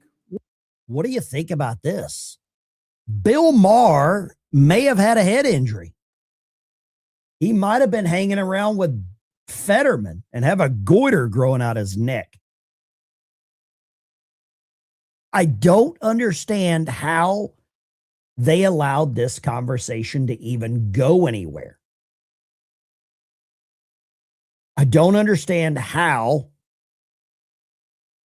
this has went anywhere. Look at this. You want to comment here that'll blow your mind? Matt Walsh, some of the most hysterical doomsday predictions about this war might very well be proved wrong. I want to show you my friend's comment. But a lot of influencers on this site are on record offering many breezy assurances about how quick and painless this whole thing will be. I find these predictions at least as absurd and reckless as the extremist on the other side, and they're looking more and more embarrassing by the day. Better to be overly wary, blah, blah, blah. Good friend of mine, F-15 strike pilot guy. 30 years ago, you were still in diapers. You have no business touting your experience of the last 30 years. Whew. That's a boom shakalaka right there. I think we just had a boom shakalaka super chat roll in here. Who is this? Chicago Red Giraffe. Mr. Ben, it's the original Chicago. I had told you a while ago, just let the wheel turn. This is for the word to be spread out. Godspeed, CV 43. Thank you so much. Let me give you a boom. I'm going to give you the original boom shakalaka. Let's go. I think you need this one. I really think that this is needed. First of all, I want to tell you, Boom, we could do Boom Shakalaka. We love the Boom Shakalaka, you know. Nobody booms and shakalakas as much as I do. I do it better than anybody. I invented it, believe it or not. A lot of people don't realize it. They say, sir, what are you doing? I said, I'm doing a Boom Shakalaka. And they say, sir, we've never seen anybody do it quite like you're doing it, but we're doing it very well. And I can say that. There you go. Thank you very much, Chicago Red Giraffe. I really appreciate that. Is going to help a lot for what I'm doing. The eagle scream scared you. I'm sorry about that. Sorry for my don't let my patriotism offend you. How about that? Let's see what else we got cooking in the news. You think Jesus would approve of getting rid of evil? Yes, I do. I absolutely do.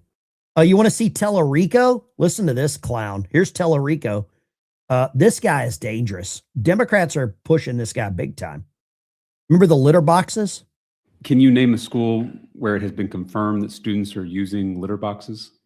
Well, what we do with this bill is we prevent that from happening, but what we don't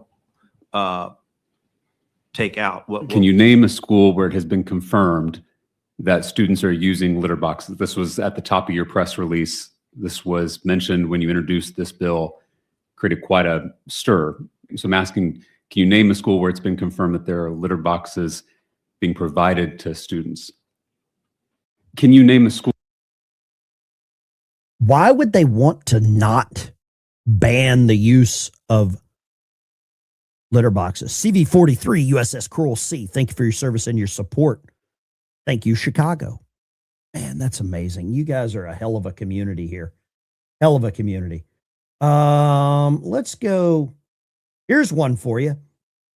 Hasanabi, service members, if you agree Trump's war on Iran is wrong, You don't have to participate.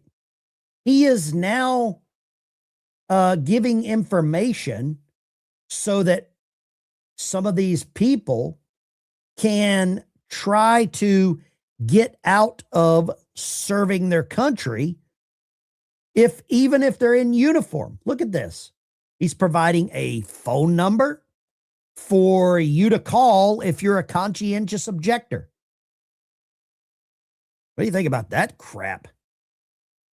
If you're a conscientious objector, you're probably not welcome in my chat. I'm going to go out on a limb there and say, you signed the contract. You raised your right hand. There was no draft. If the Ukraine president would just quit, it would save everyone. Yeah, I agree with that. I completely agree with getting rid of the Zelensky.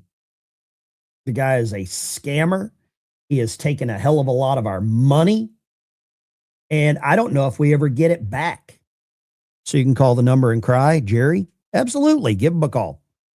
I think the point is that the litter box thing never happened.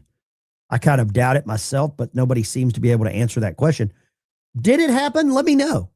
Candace supporter? I'm not a Candace supporter, no. I think Candace Owens is retarded. I firmly believe she has mental illness. That's just my opinion. Let's see here. United States struck 3,000 targets over the last, 6 days. Exactly. You wanted the experience. Didn't cry. Bless a rock stream. No label. Bless O block stream. No label. Been to the soldiers over in Iran. Have time to scroll X and TikTok. I don't think we actually have any soldiers in Iran yet. Jason Shannon. Oh, we got one, guys. We got one. Jason Shannon. Ben supports Lindsey Graham. No, I don't support Lindsey Graham. I think Lindsey Graham is a psychopath and a neocon and would always be against anything that I support. But Jason, thank you for the, Jason, I'm going to put you in a timeout. If you want to call and discuss it, you can get out of the timeout. We're using the Martin rule. I love the Martin rule. Bennett was for the furries. Yes, I heard about the litter box. Oh, okay. Go here. Line 2. What do you got, line 2? Hey, Ben, it's Brandy. There is a school that had the kitty litter. It was about 20 minutes north from me in Lantana. I don't know if it was a middle school or a high school, but I heard about it. I had a friend who knew about the teacher that was doing it in the classroom. So we've been fighting there, and in Roanoke, Texas, they've been having all the drag shows with the kids in it, which is also another 15 minutes away from me. What was the name of the town? I'm going to Google this right now. I'm going to see if I can find this. Lantana, Lantana. Lantana, Texas. Okay, let's see what we got here. Thank you for. I don't know if it's in the news, but yeah, I heard about it through the grapevine, and all of us moms were up in an uproar. So. We will check this out. I want to see this. If this is real, I mean, I don't put it past them. That's the sad part. If somebody will cut the wieners off of kids, they'll definitely poop in a box, like literally. Yeah, I mean, that's crazies are everywhere. They are. Let me pull this up. Thank you, Brandy. Appreciate you. Let's see if this is real. Let's see here. Author of the kids using litter boxes in schools. This is Como News. They're saying kids using litter boxes in school, Texas furries bill. I think this is an article out of San Antonio. Como News, San Antonio. A new bill has been proposed to prevent this alleged non-human behavior. Exceptions is an educator found to support or encouraging the bill develop. If an educator, the act comes after Governor Greg Abbott, here we go, in a recent interview raised concerns that kids go to school dressed up as cats with litter box in their classrooms. Florida Trucker, thank you for calling. What you got? Hey, when are we going to get RFK Jr. to say that that is a mental dysfunction and gender dysphoria is a mental illness? When are we going to get that? I don't know. I mean, I don't know. Yeah. And I'm proactive. I don't stand there when somebody says I'm going to hit you. I don't wait till they hit me. Sure. When they say about the time they say hit, I'm going to be hitting them, and that's what Trump does. He stands up and he doesn't wait, because waiting is bad. Waiting puts you on your heels, not on your toes. Well, thank you very much. God bless you. Great call. Bruce Wayne Grok says it hasn't been confirmed. Okay. I mean, I don't know why Greg Abbott would say this if it wasn't. Somebody says here, no confirmed instances of surgical means being implemented to give a student non-human features. Maybe that's the part that's not confirmed. I don't know about this. Let's see here. I think it's weird. You know what? I'm done with. I'm not even gonna look into this. This is crazy talk. This is crazy that we're even talking about kids shitting in boxes. What is this? Another GOP departure? Darrell Issa withdraws from race. I've never liked Issa. He's never done any damn thing really good, but apparently he's withdrawing now, announcing my enthusiastic endorsement of Supervisor Jim Desmond to represent California's new 48th. Personal friend, true patriot, Navy veteran. So he's withdrawing from the primary, endorsing the other candidate. Okay. I'm okay with that because I've never liked the guy. Let's go right here. Sorry I hung up on you a second ago. Thank you for calling back. I appreciate it. Oh, thank you, Mr. Ben, and thank you for everything you do. Good morning from Michigan. And yes, we do too have a school district over here called Caledonia in Allegan County. And yes, they incorporated this nonsense right into the girls' and boys' bathrooms. I might get in trouble for saying that because I just gendered them. I don't know. I hate to say it, but if the parents are allowing this to happen, I blame the parents. I'm going to blame the parents. If you're a parent and you know about it happening in the schools, you're the problem. And I'm going to flush all the parents that do that. There you go. Let's go right here. Line 4. Where are you calling from? Hey, I'm calling from Youngstown, Ohio. It's 11 Bravo veteran. Hey, morning, sir. Ben. Good morning. Hey, boots on the ground. Let's go with this whole thing here. Mm-hmm. You got to have boots. You got to have boots on the ground, Ben. You know this. The Navy can't control everything. The Air Force can't control everything. You guys, we need somebody there to uphold the law once it's established. And also with Easter fast approaching, thousands and upon thousands of Christians and Catholics and all these people want to go to Israel to celebrate Palm Sunday. That's lots of tourist money not being poured into Israel as we speak. So I have a feeling that the war will come to an end, if not by Easter, sometime in that area, and we need boots on the ground. You bring up a damn good point. I did not look at the timeline with Easter coming up with the Holy Land. I believe that what is happening, this is just me, right? This is just my opinion, my unvarnished opinion, that I believe Trump is cleaning out. They are just rubbleizing this place.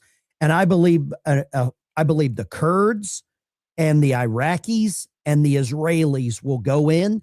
And I believe by Iran attacking all of these other countries, they have made all of these countries that have typically been mortal enemies, they have brought them together. They have smeared enough poop on all of them that now these countries, I mean, they attacked Qatar, Dubai, Saudi Arabia. They have made them, they have brought them together. They have coalitioned them. And I think, and I know I'm going to get called a Zionist because I always do. I believe if Israel, to me, it's a binary choice. Israel or the radical Islamists. No, I agree with you. They could call us Zionists, whatever you want to call us. Sure, that's fine. care. But yeah. I don't care either. We're both older veterans, and we know for a fact that you need some kind of law there once this this mission is over and completed. We need law there. Without law, there's going to be, oh my God, I just don't want to, I just don't want to go there, Ben. But thank you for taking my call, and you have a great day. 11 Bravo, I appreciate you. Thank you for your service. Do me a favor, either text message this number or send me an email. I'm going to add you to the Discord. I'd really appreciate you. Yes, sir. God bless you. Here we go. I'm going to bring up this definition of Zionism, an international movement originally for the establishment of a Jewish national or religious community in the historical region of Palestine, and later for the support of modern Israel. I really don't care if Israel takes over that entire thing. And here we've got, this is another definition of it. I really don't care if, here we go, a person who believes in the development and protection of a Jewish nation in its historic homeland of Israel. Joe, Washington Communist State. What you got? Good morning, Ben. Yeah, I just wanted to say, that laser beam that was on that naval ship, I witnessed that thing being tested up in Everett, Washington 25, 30 years ago. So when Trump says that we have stuff the world has never seen, well, you got to be believing it. Oh, Joe, I retired 12 years ago. There's stuff in the United States Navy submarine fleet that would blow your mind. Let's go here. Line 4. Hey, good morning, Ben. It's old Grumpy. What you got? Hey, bud, you ever heard that old saying? The old what? Your phone cut out.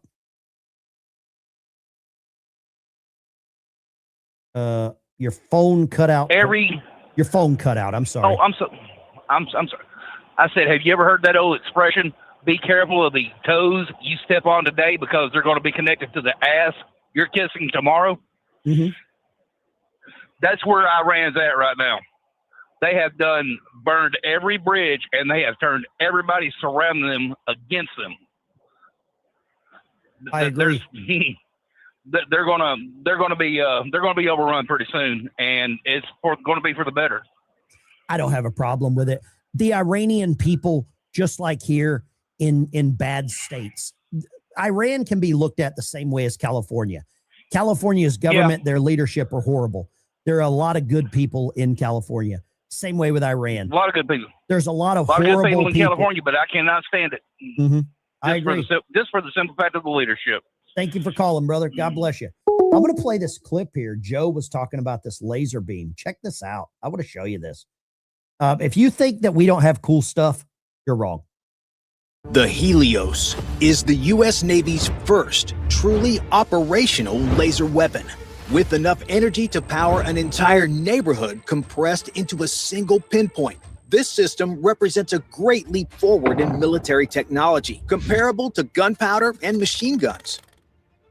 Known officially as the high-energy laser with integrated optical dazzler and surveillance, recent developments show the Helios is poised to change the face of naval warfare forever. Although not much has been officially released about its exact operating parameters and capabilities, we do know a few things for sure. As of now, the Helios is only operationally deployed on the guided missile destroyer, the USS Preble. If you look at this picture, you will see that the Helios is installed. This video is 2 years old. On the forward Sea Whiz mount. This is important for many reasons. When the Navy came up with the Arleigh Burke-class destroyers, they wanted to put two close-in weapon systems on board with one forward and one aft, like the one shown here. However, the Navy later decided to scrap installing two Sea Whiz systems on non-BMD capable ships. Because of this, about 50% of the Navy's destroyer fleet only has one Sea Whiz back aft, and the forward mount remains empty. This is where the Navy decided to put Helios. And this is the best place to put it because the Helios needs power, and lots of it. When the Sea Whiz is firing, it needs about 18 kilowatts of energy. However, when the Sea Whiz is in tracking mode, it needs up to 70 kilowatts to scan for targets. The power of these things. I mean, I don't know how many rounds the Sea Whiz uses. I'm a submarine guy. But wow.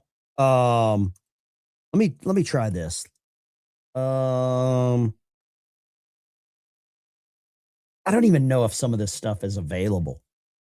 Lines are open. I'd love to talk to somebody that knows more about that stuff than I do, but I'm sure there's a lot that do. Let's see here. Feel free. Give me a call, 615-475-7864. Love to talk to you about that. You know, I need kind of a palate cleanser. After seeing all that stuff, I need a palate cleanser. Palate cleanser. Here we go. Palate cleanser. Here we go. This is 8 years old, so it's going to be, this is a ballistic missile submarine in the background, or that he's standing on. I can tell because of the missile hatches. You can see the missile hatches here. There's 24 missiles on there. This is a Trident submarine, USS Ohio class.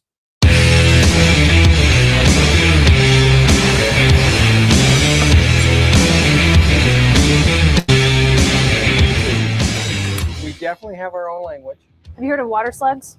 North Atlantic triangle fish, deep fried hamsters. One of my favorites will always be zarf. Oh, zarfs, yeah. Poopy suit. Poopy suits. If you know what a zarf is, you're a submarine guy. That's all I got to say.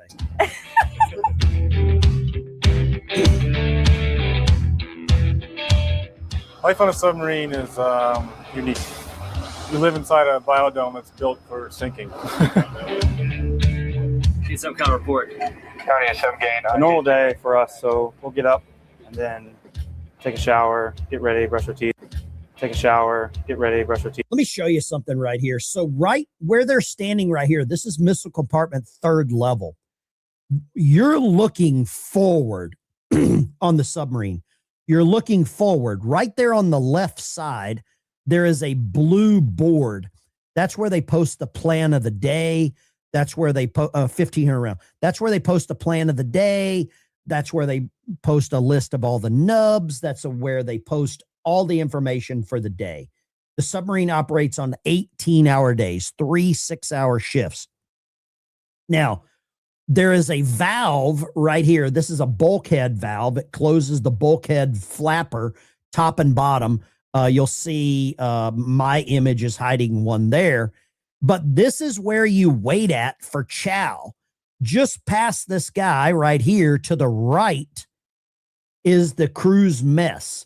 So there's a long line of where you're standing. Just imagine where you're standing and looking. Behind you, there's a line of about 60 people that are going to be waiting in line for chow. Also behind us is all of the bunk rooms and the 2 crew's heads. About 15 feet back and to your right is the crew's head.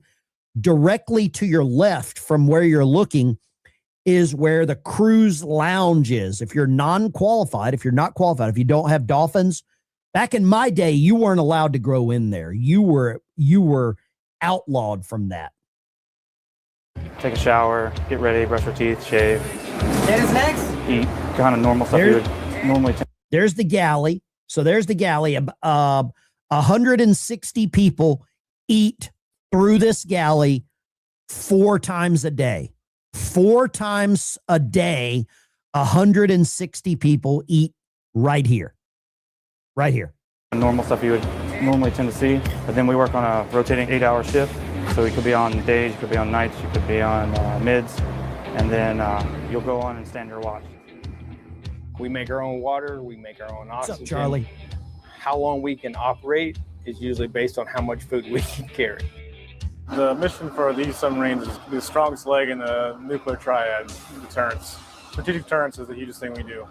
We're out here to make sure that nobody wants to pick on the U.S. You know everybody by their first name. You know everybody's background. Somebody said, what if you catch a fellow seaman stealing from you? There are no thieves on submarines. I have left thousands of dollars on my rack. No slack on a fast attack. Absolutely. Casey, thank you very much. I know you're a bubblehead. I served on a couple of fast attacks myself. Both. My last boat was the Carter. It's a small, tight-knit family. I've been lucky to have some great CEOs and be on some great boats. And I know with some that really guy. Awesome people. I feel like I know this guy. What is his name? I feel like I know that guy. I recognize him. The submarine community is so small. If you don't know them, you know someone that knows them. Some great boats and serve with some really awesome people. There are things that I've done at sea or on a submarine that I'll never forget, and there are people that I've met that I'll never forget. And without submarines or the Navy, I would have never had the opportunity. So this is in between the missile tubes. This looks like missile compartment's second level. This is they've got all these steam. Well, they've got equipment to help the missiles do what they're supposed to do. That's all I'm going to say. Let's go here. This is diving and driving. That guy there looks familiar too. Really looks familiar. People that I've met that I'll never forget, and without submarines or the Navy, I would have never had the opportunity. That is, I believe that's machinery 2. That is machinery 2. Okay, what you're looking at right here, this is machinery 2. That is a scrubber. I think this is the scrubbers, and then the burners are behind this, and then the oxygen generators would be, if you turn and look completely back, you would see the oxygen generators that obviously do exactly what we're seeing, generate oxygen. The scrubbers and burners clean the air. They get rid of the carbon from the air, and I would say clean it, clean it. And I was not A-gang, so I stayed out of machinery 2 because this is where A-gang hung out, and the A-gangers were the jacks of all trades. They own about 90% of the submarine's equipment. A-gangers, without a good A-gang, your submarine will die. You will die without a good A-gang chief and a good A-gang division. Like, if there's a bubblehead in the chat, you can agree with me. Bad A-gang, you die. Period. No problem. Being able to have a job like this and being in a place that I am, it's a huge honor. I enjoy what I do, and serving our country is what's put me where I'm at. So I'm very proud of that. Oh, of course, it's the best part of the Navy. There's a lot of communities that think they're the best, but they've never been on a submarine, so. Ben, have you ever had emergency pressure or water leak? Yeah, absolutely. We've had some flooding casualties, stuff like that. Lines are open, 615-475-7864. If you've got some questions about, they got rid of smoking on submarines. Whenever I was in, you could smoke anywhere except berthing. You could actually smoke in control. You could smoke anywhere on the submarine, except in no, I don't think you could smoke in the galley. I don't think you could smoke in the galley or the crew's mess. That was basically it. Can you have a smoke? Yeah. Lines are open, 615-475-7864. If you want to, if you've got some questions, comments, concerns, cuss words, I don't care. Love to talk to you. If you've got some questions about submarines that you want, I'll answer the ones that I can. Line 4. What do you got, line 4? Submarines once. Absolutely. Ben, are you there? I am. What would you like to say? Hey, this is Charlie. I just wanted to say thank you for giving me some good flashbacks and some not so good flashbacks. Charlie, does the smell of amine, brother. Is it the smell of amine? Is that what you remember right now? Yeah, that's definitely one of the unpleasant ones. Charlie, I'll tell you this. I can definitely attest. Oh, go ahead. I'll tell you this. So I retired in 2014. Do you know what my wife uses my poopy suits for right now? When she goes to the barn. When she goes to the barn to throw hay out, to throw feed out, to feed chickens. Charlie, you text message me and I will send you a photo. I'll block out her face of what we use my poopy suits for right now. We use them at the barn. I still have poopy suits hanging up in a spare closet. Charlie, hold on. Let me grab this. I want to show you something real quick. All right. What boat were you on, Charlie? 740. Oh, you were on 740. Rhode Island. I've talked to you before. Yeah, that's right. The Rhode Island. Here's a piece of the LA right here when I helped whenever I was part of the decom. Oh, there you go. You know, that's really cool. Just the texture of that little thing, you know that's Yeah. from the deck plate of the torpedo Mhm. room. That is deck plate torpedo room. You know, That's cool. and people just don't I mean, you recognize that little textured crap. People don't understand it, do they, Charlie? No, they don't. You know, There's I might so have a much that they challenge don't coin know from about the Rhode subs. Island. I've got a few. What is this one from? This is Yeah, I have to say I'm jealous of your I'm a little bit jealous of your Donald Trump coin. That's pretty dope. Here's one. You might recognize this. This was NSSC, if you remember them. That's up at Bangor. I wasn't sure if you were at Bangor or Kings Bay. Kings Bay. Oh, you were Kings Bay. Okay. Then, Yeah. I was down there. I was down there with your Nebraska before they left and went the other side. Yeah. See, I was Nebraska Blue 1997 to 2000, I believe. Yeah, that sounds about right. Oh, I got to Kings Bay. A couple years later. Okay. I was on the Rhode Island from 02 to 07. Okay. Whenever I left Kings Bay, this is an interesting story. I left Kings Bay. I wanted to like work out a rate. So my detailer relieved me. I got to go work out a rate. I was going to go work. I got embassy duty. So I was transferred. I had to go to San Antonio, Texas for some like training. And then they had there was an embassy. I want to say it was in Kenya, somewhere an embassy blew up. And they were like, hey, do you want to go there? And I was like, no. I was like, I don't speak Kenyan. So they gave us a choice of like 3 embassies. It was Sweden, I think Geneva, England, or Nairobi. And I was like, I don't want to go to Nairobi. I don't speak Swedish. I'll go to England. So I was at the embassy in the UK. And here's the other stupid crap, right? So I was at the embassy in London when 9/11 happened, right? And because I was at the embassy, they stopped a lot of us being able to rotate, to transfer. My detailer was I still remember my detailer's name. His name was Lawson. He was so pissed because embassy staff, you go through all the screening, the diplomat wouldn't let us transfer. But then when it did roll around to be able to transfer, I was considered an individual augmentee, if you remember those terms. And I got sent to Iraq. Yeah, I got sent to Iraq. I did 6 months in Iraq. Hold on. Let me grab this. I did 6 months in Iraq in here we go.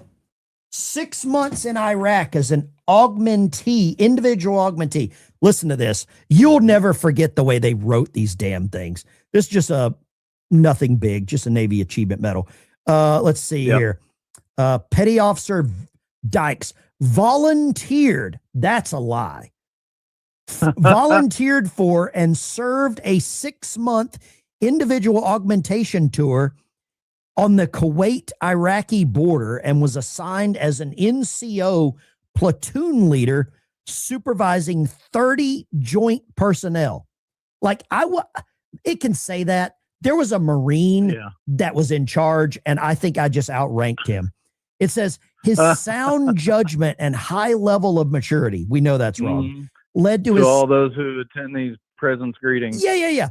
Let's see. Led to his selection as the sole message courier because I had TSSCI. His sound judgment, high level of maturity led to his selection. Here's what we did. This is what we did. Sole message courier, his platoon responsible for conveying timely reports to over 50 joint force checkpoints along the Iraqi-Kuwaiti border. So, Charlie, you're talking to somebody that used to sleep in bunk room 4 that woke up in Iraq sleeping in a damn tent with a bunch of Marines.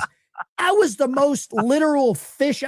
I was like, dude, send me back to mess cranking, dude. Send me back to being the laundry queen. Send me back to running the TDU. You know what I mean? Put me in the scullery. Put me in the scullery, baby. I'll throw on some jams and rock it. I did not want to go. I've got a combat action ribbon. I've got my my Cracker Jacks framed up there. You're looking at a submarine guy with a combat action ribbon. It's ridiculous. I still can't believe I did this crap. That's freaking awesome. December Dude, of 05, December of 05 to April 06. That 05 was a shitty year in Iraq. 05, I was, let's see. No, it was actually before 05. It was around 04 time frame. I got my fish on a boomer in the Med. Oh, nice. So nice. I was on my command, got the GWAT Expeditionary. Were you Rhode Island went to the Med, or was it Georgia went to the Med? Rhode Island. Rhode Island did. Okay, gotcha. Yes, sir. Man, I really appreciate you calling, dude. You call back way over the anytime. time What would you limit, like to say? And I just wanted to say what you do is great. And I did send you a super chat for the guitars and stuff too. Charlie, you don't have to do that, but thank you so much. I really appreciate all the help. I really do.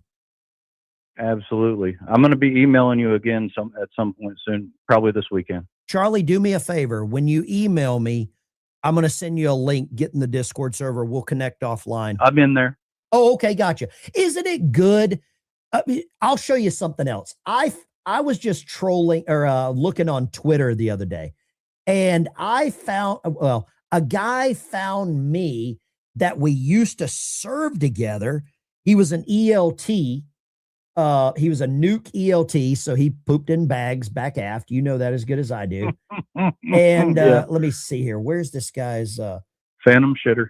The Phantom Shitter, the blue buckets, right? I mean, that's exactly what it was. The blue buckets, the little blue buckets with the greenies. That's exactly what they did. Let me see if I can find this. Let me see. But me and this guy served together on the Nebraska. He was a nuke nub.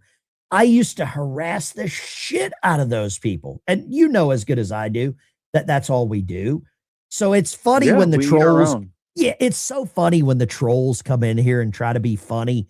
They don't know what hate week is like on a submarine, do they? I made a statement the other day at work. Is it hate week already?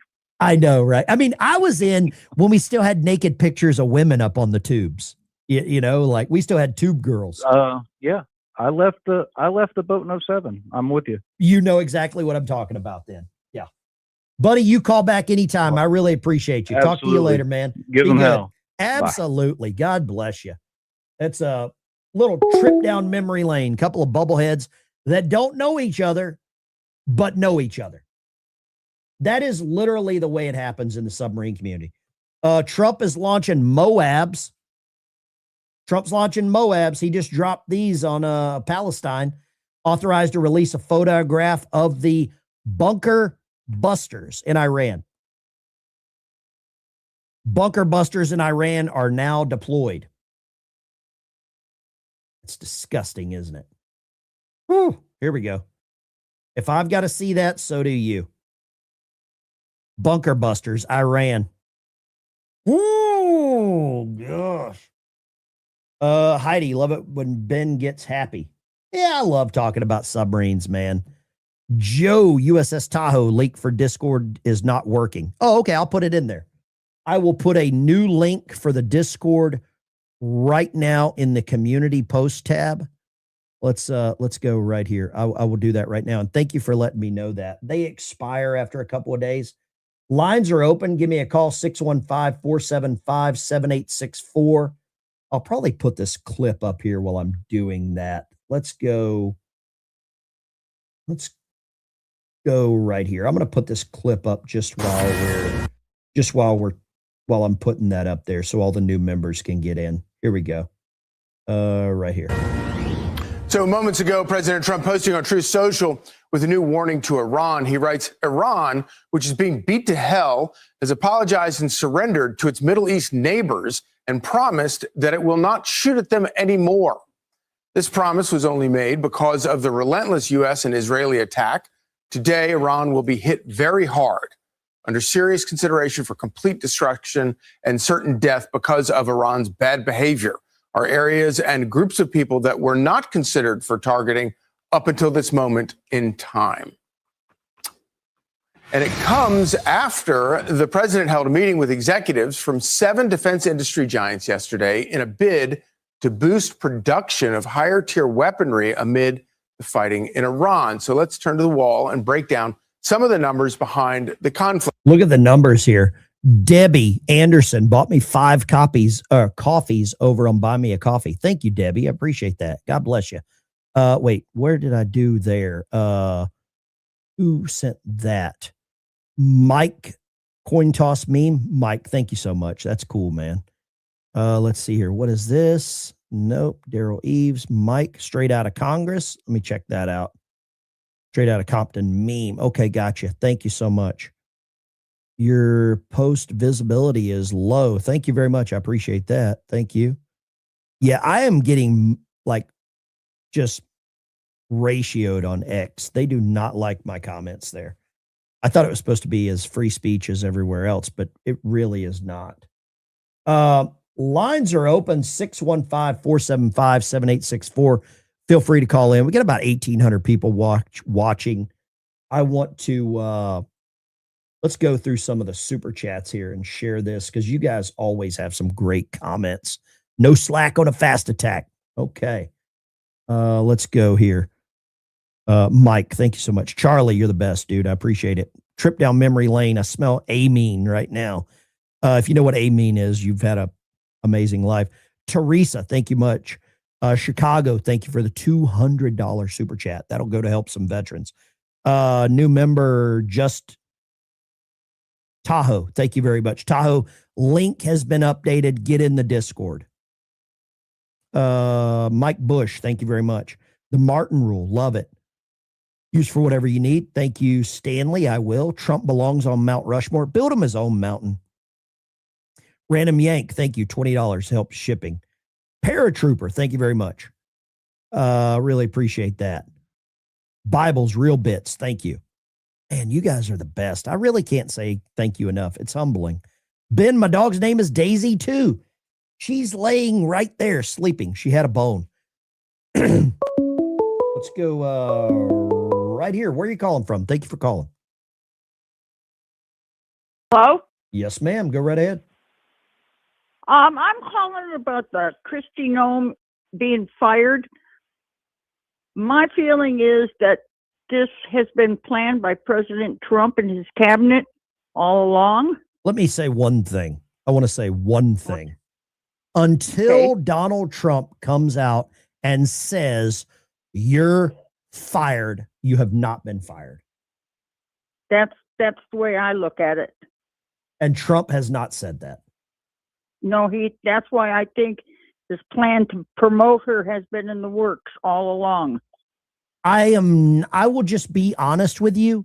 Until Mark Wayne Mullen comes out and says he was wrong for hugging Michael Byrd after he killed Ashley Babbitt, I will question Mark Wayne Mullen until he does that. But I agree. But I put Donald Trump's opinion and judgment much higher than my own questioning of things. Does that make sense? Does that make sense? It does make sense. I agree with you 100%. And I love your show. I'm up every morning watching you. I trust Donald Trump more than I do my own opinion. That's just maybe that's the easiest way to say it. I don't know what the easiest way. I agree. Because Trump has all the information and he may very well have already came out and said to Trump, hey, I got it wrong. New information came to light. Mark Wayne Mullen could have very well done that. And we're not privy to those conversations because Trump got rid of all the leaks. And, I believe that's the case. Thank you for calling. God bless you. Thank you for your service. Yes, ma'am. I would do it again just for you. Even the trolls. I would serve my country again just for you. I really would. Lines are open, 615-475-7864. Give me a call. Let me know what you think. I'm about to go here in a few minutes. I'm going shopping with my wife. A good friend of mine owns a clothing, kind of a men's only clothing store, like sport coats and suits and jackets and all that. He's got a great business in Bentonville, Arkansas. Actually, it's in Rogers, Arkansas. And I ran into him last night at a pizza place. We go to this pizza place called Mojo's Pints and Pies. Great pizza, great wings. I'm a sissy. I can't do the hot stuff. Buffalo is about as hot as I go. I am an absolute sissy. My wife eats the hot stuff. She can do it. I mean, like, it doesn't bother her a bit. Me, it does. I want to show you this. Donald Trump is now deploying troops to Ecuador. We just saw the what do you call it? The brief.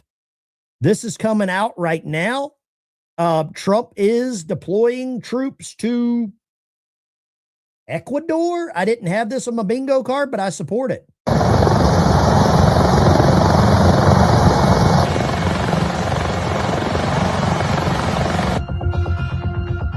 I'm okay with this.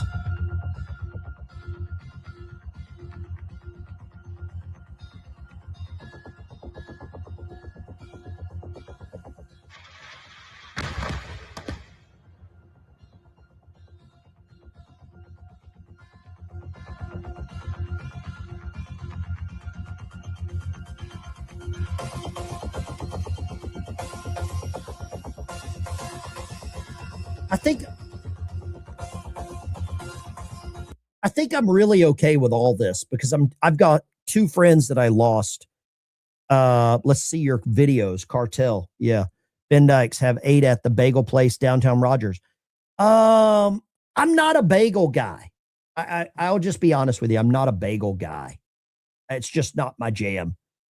I'd much rather have a bacon sandwich with extra bacon, wrapped in bacon. Lines are open, 615-475. Hello, everyone. My rumblers, you guys call in. I want to get my rumblers to call in. I really will give some priority to my rumblers or whoever's calling. I don't care. Line 4, where are you calling from and what is your name? Dan, what's up, buddy? I'm in New Mexico on my way to Lovelock, Nevada. It's Trucker John again. I just wanted to tell you, when I was a kid, dude, my dad used to take us to Santa Cruz in California and he used to tell all of us kids, hey, we're going to the submarine races tonight, guys. And my mom used to go, don't tell him that, because my dad used to tell my mom that, and then they'd go do the, the hokey pokey and turn their life around type of stuff. But anyways, Ben, I love the show. I love all the viewers, man. You got the best channel on the face of the planet, brother. Keep it going. Love you guys. Trucker John, one question for you. One question.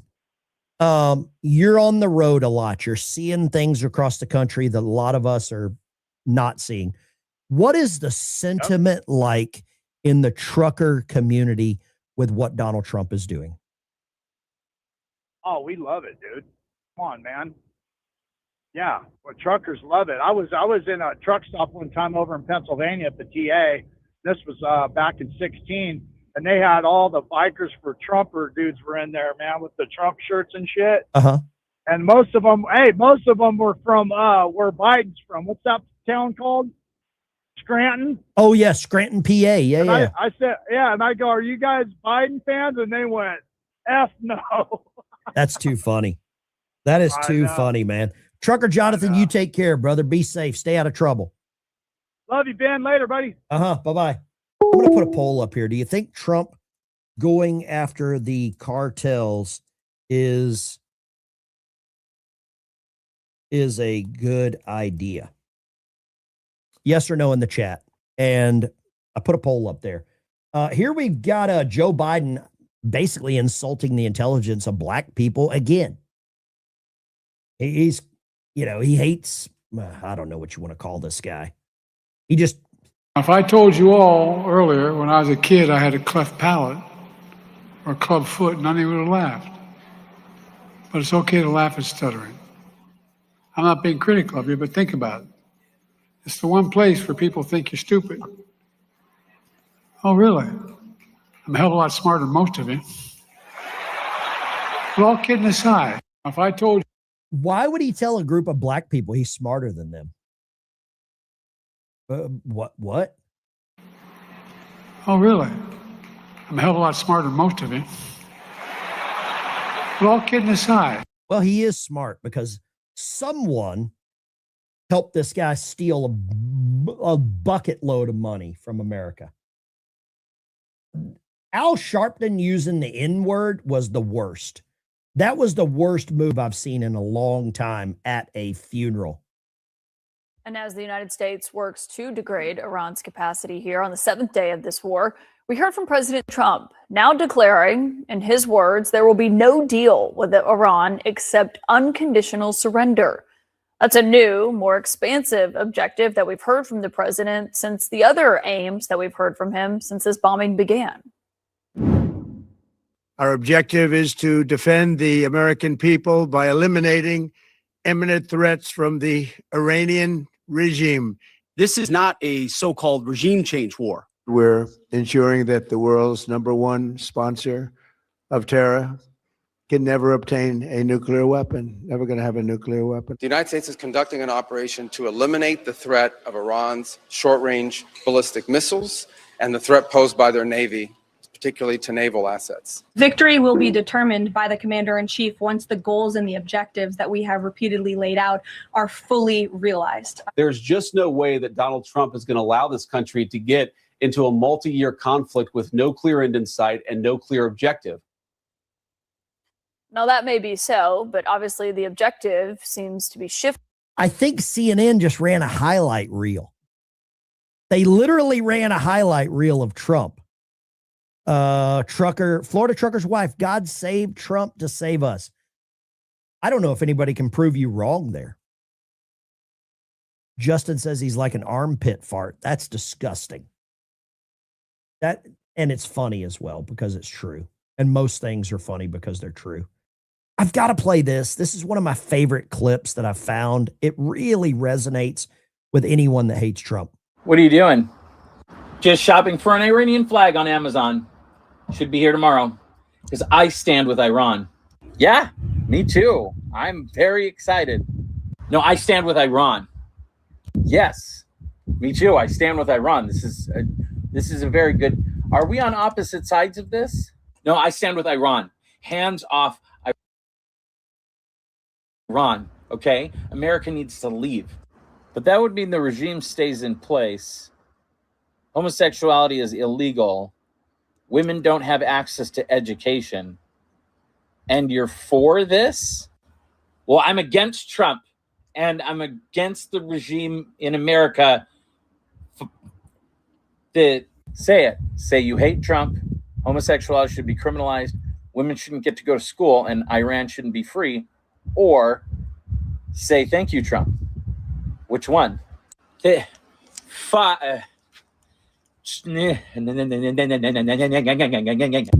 so true. That is the definition of the Democrat Party right now.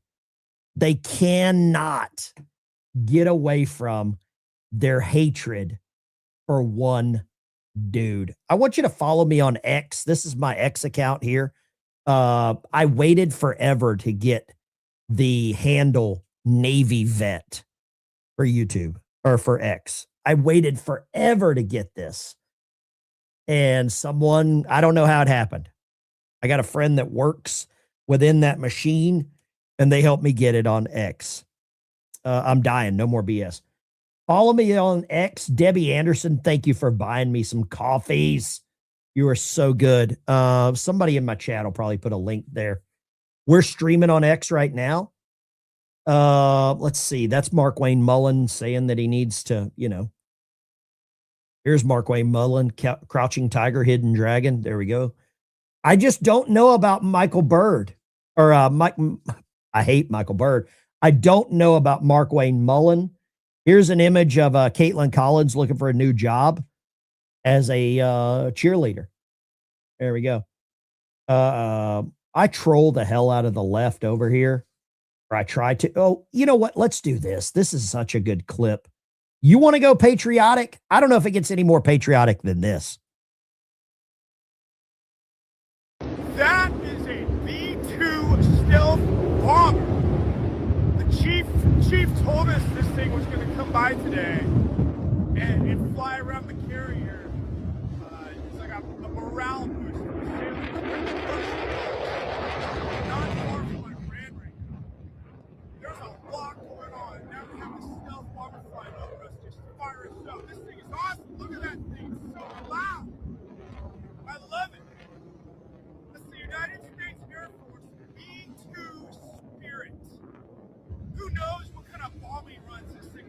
on right now. Last night, Operation Midnight.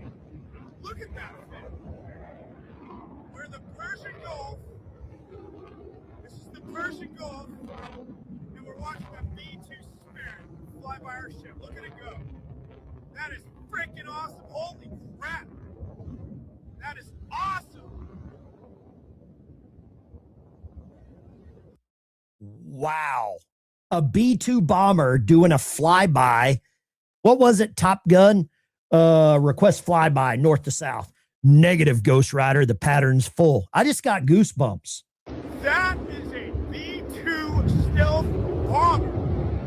The chief told us this thing was going to come by today and fly around the carrier. It's like a morale boost for the sailors. Not far from my brand right now. There's a lot going on. Now we have the stealth bomber flying over us, just fire us up. This thing is awesome. Look at that thing. It's so loud. I love it. That's the United States Air Force B-2 Spirit. Who knows what kind of bombing runs this thing was just on right now. Last night, Operation Midnight. Look at that thing. We're in the Persian Gulf. This is the Persian Gulf.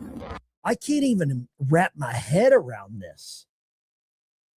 I mean, this thing is look how low it is to the ocean.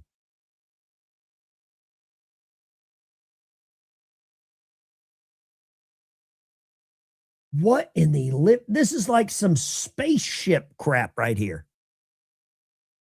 I'm a submarine guy. This is insane. Follow me on X if you want to see that. If you want to share that clip, you can follow me on X.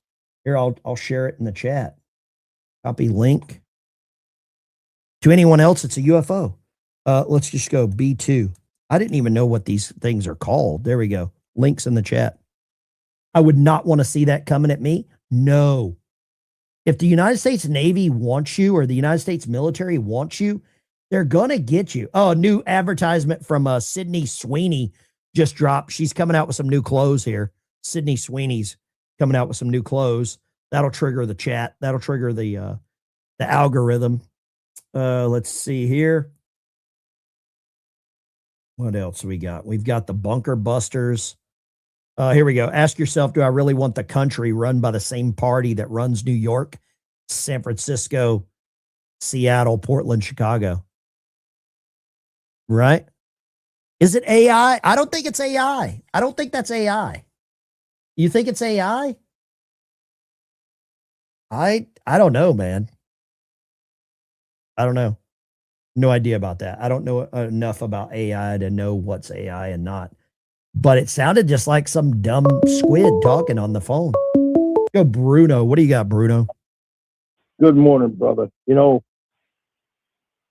I've been alive for 61 years. Yesterday was the first military funeral I've ever been to. And, you know, I'm still feeling it in my chest today. Sure. Yeah, absolutely. I've been to a few. Being honored by his branch of service. Yeah.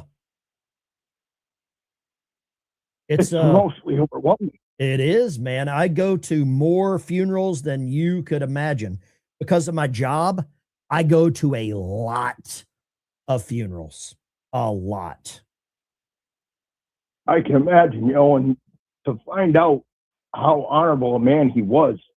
And some interesting conversations because I met his brother, and his brother and I were on the exact same ship 2 years apart. Wow. Yeah.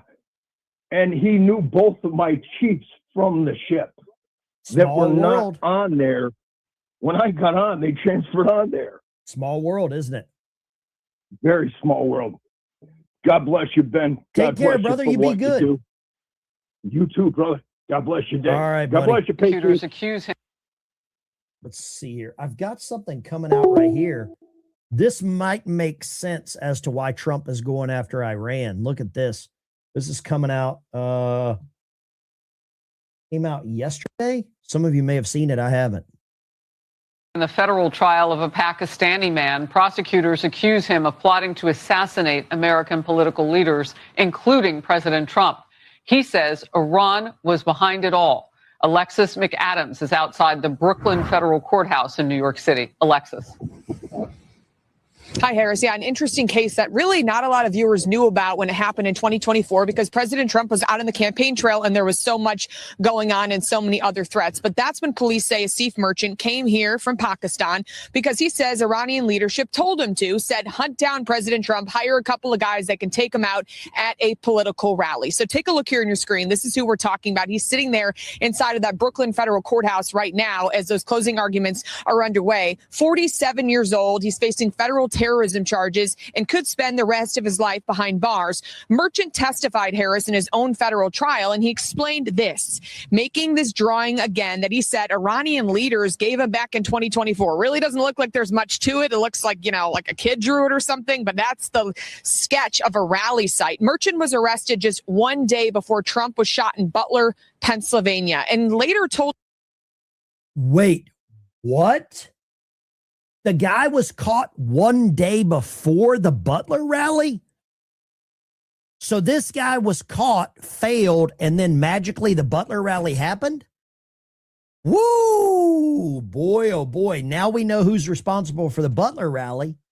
Merchant was arrested just one day before Trump was shot in Butler, Pennsylvania, and later told the feds that he believed Iran was behind that attack because it was so similar to the plan that they gave him. Kind of get up in an elevated place, go to a rally, and create all this chaos so the gunman can get away. Merchant says Iran wants revenge for the killing of their top military leader, Qasem Soleimani. And threats continue as the U.S. just bombed Iran and took out its Ayatollah. So we're expecting even more threats here, possibly on the homeland, according to the feds. Back out here live in Brooklyn. It all makes sense now. Thomas Crooks, it all makes sense. Who sent this? What is this? What is this crap? Let me see here. British fighter jets flying over Cyprus. Carlsberg made a cameraman. He probably would be the best cameraman in the world. Okay, let's see what this is. Let's see what this. I'll share this. Somebody sent me something cool. I'm always about some cool stuff. Okay, let's see here. Carlsberg's a beer. British fighter jet. Here, I'll follow this guy too. British fighter jets flying over Cyprus. I've been to Cyprus, actually. Cyprus is nice. Let's see here. Let's go here. I want to see what this is.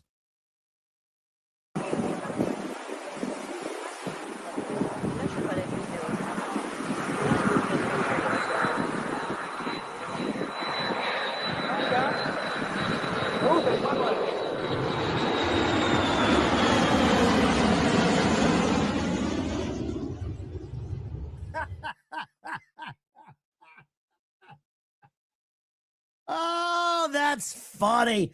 Okay, so you got the fighter jets. Everybody's looking at the fighter jets. This guy's got to be a sailor.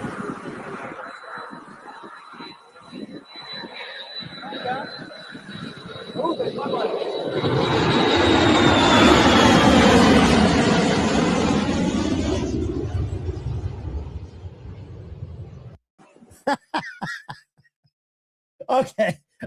Whoever sent me that, you're the best. I'm ending it right there. Take care.